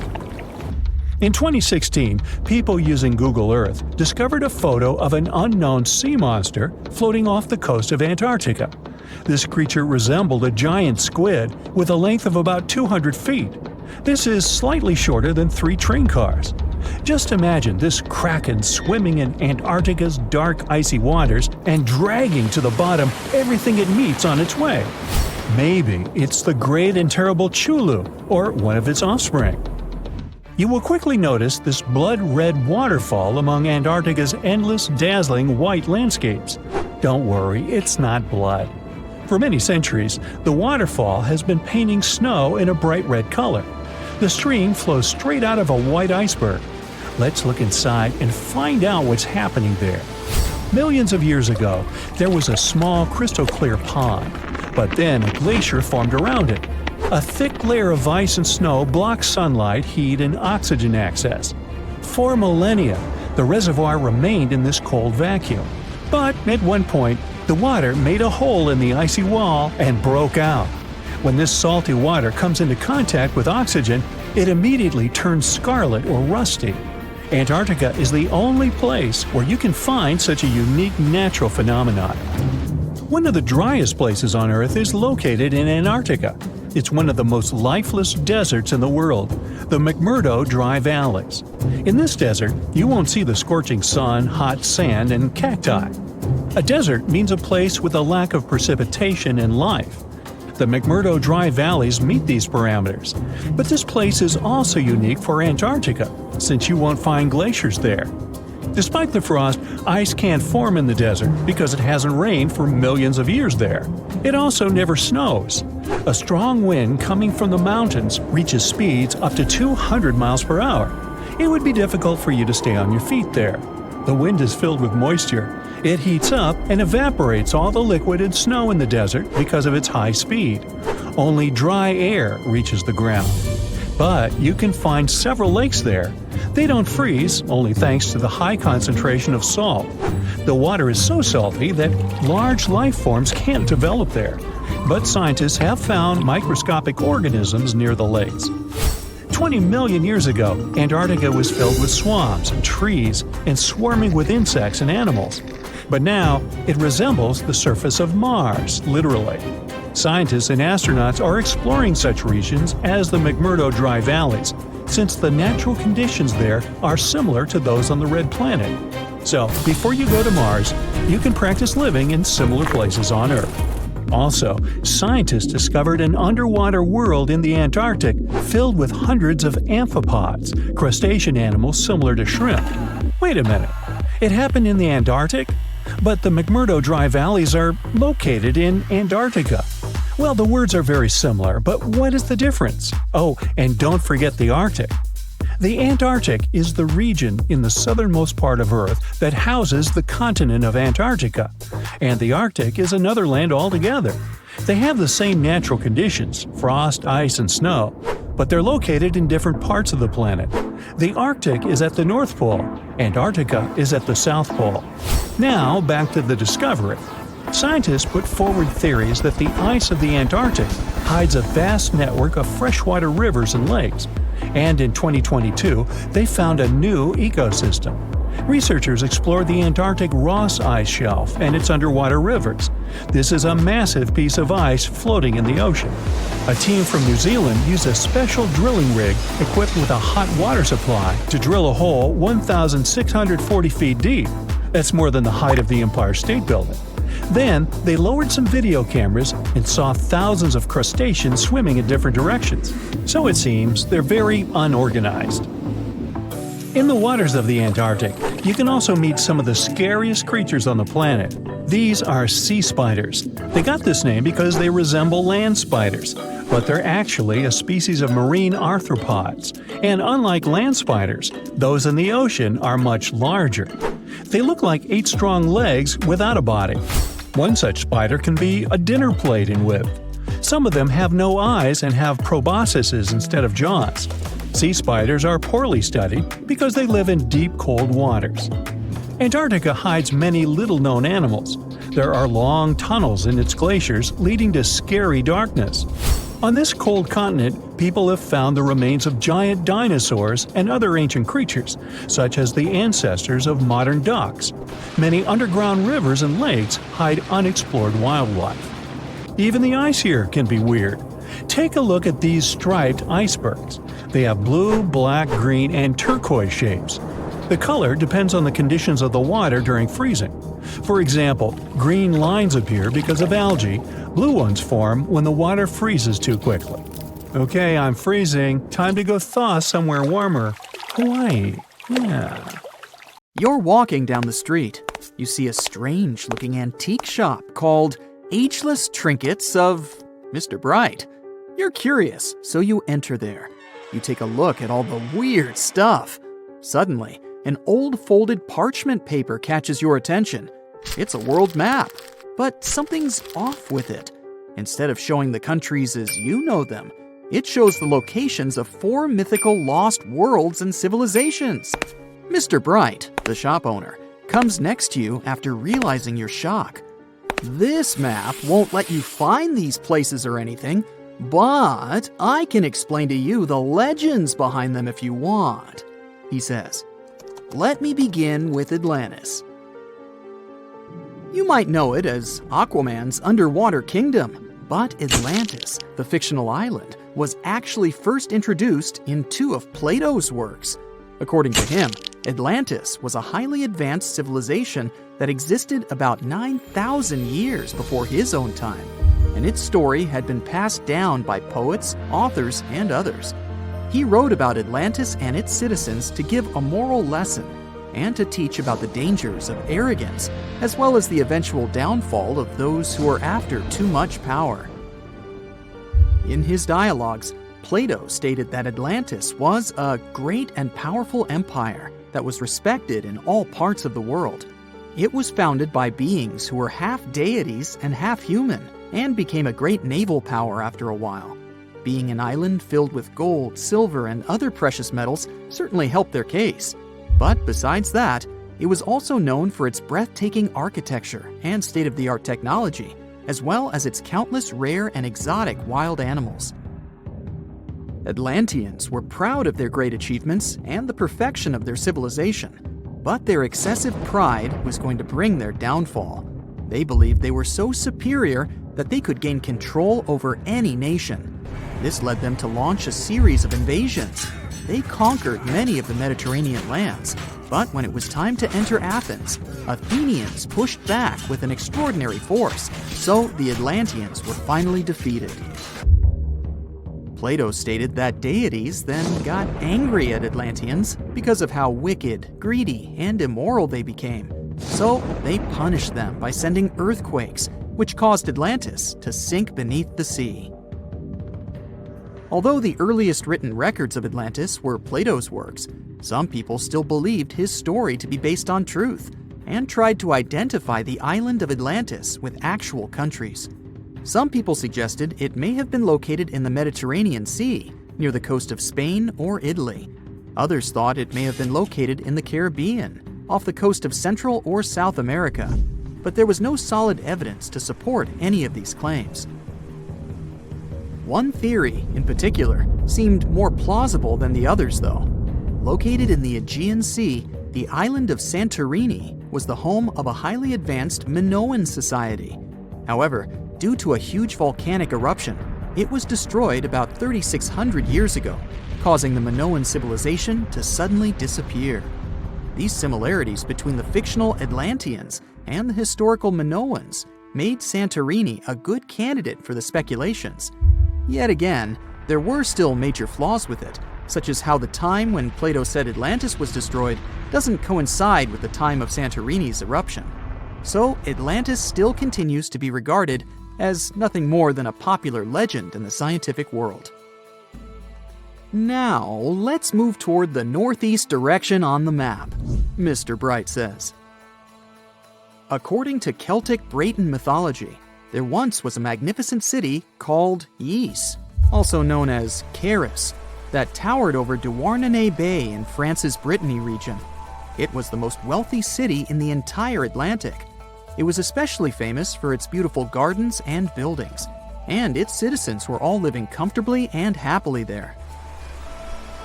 Dahut, who was King Bradlon's daughter in Breton legends and literature, had a deep love for the sea. She begged her father to build a city at the edge of the sea, and that is how the city of Ys was established. Little did she know that she would be the one responsible for the destruction of her father's beloved gift. You see, since the city was surrounded by the sea, it needed to be protected by a dike equipped with floodgates, and these gates could only be opened at low tide. And the only one who had the keys to these gates was the king himself. One day, a handsome red knight arrived at the city, but couldn't pass the gates. Dahut was so taken by him that she wanted to let him in. She knew that her father was the keeper of the only key to the city, so she sneaked into his room and stole it from him. Then she gave it to the Red Knight so that he could enter the city and they could be together. However, the Red Knight turned out to be the Prince of Darkness, and he intentionally left the gate open to the raging sea. The waves soon swallowed all of Ys. King Gradlon was able to escape on his magical horse, but Dahut couldn't. She turned into an evil mermaid who lured sailors into the sea. Today, if you go to Quimper, a city in Brittany, northwest France, you can find the statue of King Gradlon riding on his horse. Although the city of Ys is a legend, Brittany coast locals believe that on the days when the waters are calm, you can still hear the tolls of the city bells deep under the sea, if you listen carefully. Mr. Bright then points at the Indian Ocean on the map and says, "Now, have you heard about Lemuria?" Back in the mid-1800s, a few scientists suggested that there was once a continent that existed in the Indian Ocean, somewhere close to the south of modern-day Sri Lanka. The first one to popularize this theory was the British lawyer and zoologist Philip Lutley Sclater. In his paper, The Mammals of Madagascar, he stated that he found lemur fossils in India, and not in Africa. However, this discovery was extremely shocking to him because of the fact that lemurs' original homeland, Madagascar, is much closer to Africa. He proposed that this was possible only if some larger continent connected the two once. He stated that this continent must have eventually sunk to the ocean floor. He then named it Lemuria, and hence the theory was born. People who came after Sclater took his theory a step further and thought that Lemuria was also the home of an extinct race of humans called Lemurians, who had 4 arms and enormous bodies, and were also the ancestors of modern-day humans, as well as lemurs. Of course, as new scientific discoveries were made on plate tectonics, evolution, and the study of DNA, the theories regarding the fictional continent called Lemuria were debunked. The last fictional land on the map is Agartha, Mr. Bright says. Taking its roots from Eastern mysticism, one legend says there's a kingdom called Agartha that is located deep beneath the surface of the earth. It's where all 4 corners of the world are connected by paths and tunnels. It is said that there's a secret entrance into Agartha hidden in the Gobi Desert, and it's built by Agarthans themselves using advanced technology that can't be detected by us, the surface folks. According to some beliefs, Agartha exists to counterbalance the energies of those who live above the surface. While we live in a state of rush and heightened emotions, this world beneath us is the total opposite. Some even say that those who escaped Atlantis fled here to continue their lives inside the Earth's core. And yet, others think it's actually a land that's crawling with all kinds of monsters. But there's no need to be scared, since modern science proved Earth's core is not actually hollow and is a solid hot iron ball. So you can cancel your journey plans to the center of the Earth if you've made any. Thanks, Mr. Bright. Today, I'm going to tell you about creatures that had unique features which allowed them to grow to incredible sizes. They were some of the most impressive animals to have ever existed on our planet. The Argentinosaurus is a genus of sauropod dinosaurs that lived approximately 97 million years ago in what is now South America. Scientists think it was one of the largest land animals ever, with a length of up to 100 feet and a weight of up to 100 tons. A farmer stumbled upon a giant leg bone while tending his cattle. That's how he discovered the first fossils of the Argentinosaurus in Argentina in 1987. Further excavations uncovered more bones, revealing a massive dinosaur that would have dwarfed most other animals of its time. The Spinosaurus, meaning spine lizard, is a genus of theropod dinosaur that lived around 97 million years ago in what is now North Africa. It is believed to be one of the largest carnivorous dinosaurs to ever exist, with a length of up to 60 feet and a weight of up to 23 tons. The Spinosaurus is known for its distinctive elongated sail-like structure on its back. It was likely used for thermoregulation. It also had long crocodile-like jaws that were lined with sharp teeth. This allowed the creature to catch and eat large prey, such as fish, crocodiles, and other dinosaurs. The first fossils of the Spinosaurus were discovered in Egypt in 1912. The sperm whale, Physeter macrocephalus, is a species of toothed whale that is the largest toothed predator on Earth. It also has the largest brain of any animal species. It is found in oceans all over the world and can dive to depths of up to 7,000 feet in search of food. You can easily recognize sperm whales by their massive, block-shaped heads, which can measure up to 1/3 of their total body length. They have dark brown or grayish-blue skin and a distinctive wrinkled appearance. The Titanoboa is an extinct genus of a giant snake that lived approximately 58 million years ago. It is considered to be the largest known snake ever. It could grow up to 42 feet and weighed around 2,500 pounds. The first fossils of the Titanoboa were discovered in a coal mine in Colombia in 2004. This discovery meant a lot because it provided insights into the size and behavior of snakes during the Paleocene era, as well as the overall climate and ecosystem of the time. The blue whale, Balænoptera musculus, is the largest animal on Earth, measuring up to 100 feet in length and weighing as much as 200 tons. These marine mammals are found in oceans all over the world and can live up to 90 years. Blue whales have a long, streamlined body that is usually blue-gray in color with mottled patterns. They have a small dorsal fin and 2 pectoral fins that are about 1/3 the length of their body. Blue whales feed on tiny shrimp-like creatures called krill, and they eat a lot. A single adult blue whale can eat up to 8,000 pounds of krill in a day. The Leadsichthus is an extinct genus of large, bony fish that lived during the Jurassic period, approximately 155 million years ago. It is believed to be one of the largest fish that have ever lived. Some estimates suggest that it could grow up to 55 feet in length. The first fossils of Leadsichthus were discovered in England in the 19th century, and more recent discoveries have been made in other parts of Europe, South America, and Africa. Despite its enormous size, the Leadsichthus was a filter feeder, similar to modern-day whale sharks, and likely fed on plankton and other small organisms. The creature did it by simply swimming with its enormous mouth open, filtering water through its gills. The pterodostro is an extinct species of flamingo-like birds that lived approximately 35 million years ago. They were relatively small birds with a wingspan of about 2-3 feet. And they were known for their distinctive long, narrow beaks equipped with comb-like structures used for filter feeding. The pterodostro lived in shallow bodies of water, like lakes and lagoons, and mostly fed on small crustaceans and other tiny organisms. The animal filtered them from the water using the comb-like structures on the inside of its beak while swimming through the water. The African elephant is the largest land animal on Earth and one of the most recognizable ones. There are 2 species of the African elephant, the savanna elephant, Loxodonta africana, and the forest elephant, Loxodonta cyclotis. You can see them in various parts of sub-Saharan Africa. These creatures can be identified by their large size, gray skin, and long trunks. African elephants can grow up to 13 feet tall and weigh up to 14,000 pounds, depending on the species and gender.